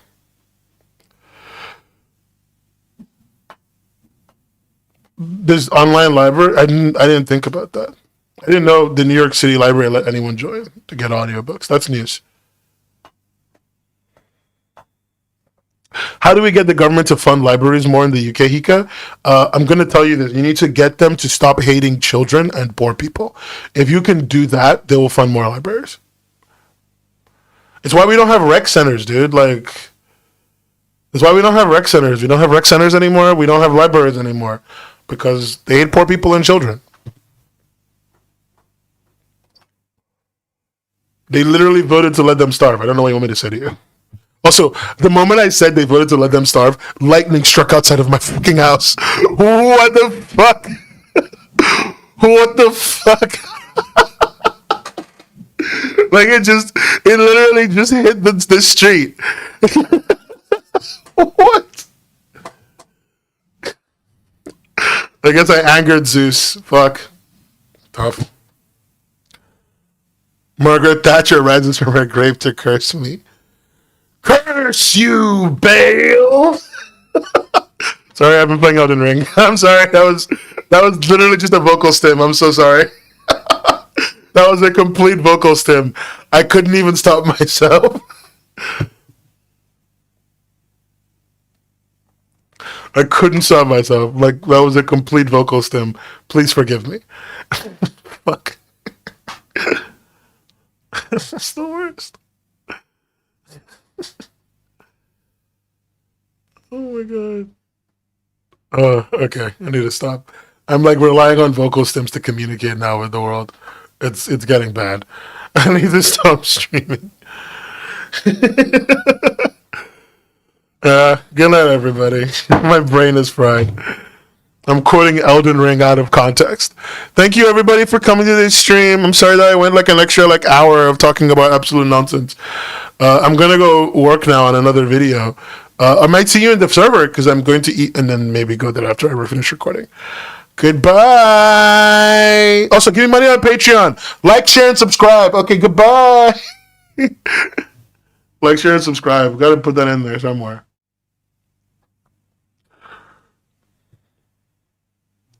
Thank you. Every time people use the little reacty thing in YouTube chat, it's so nice. Goodbye. I love my chat.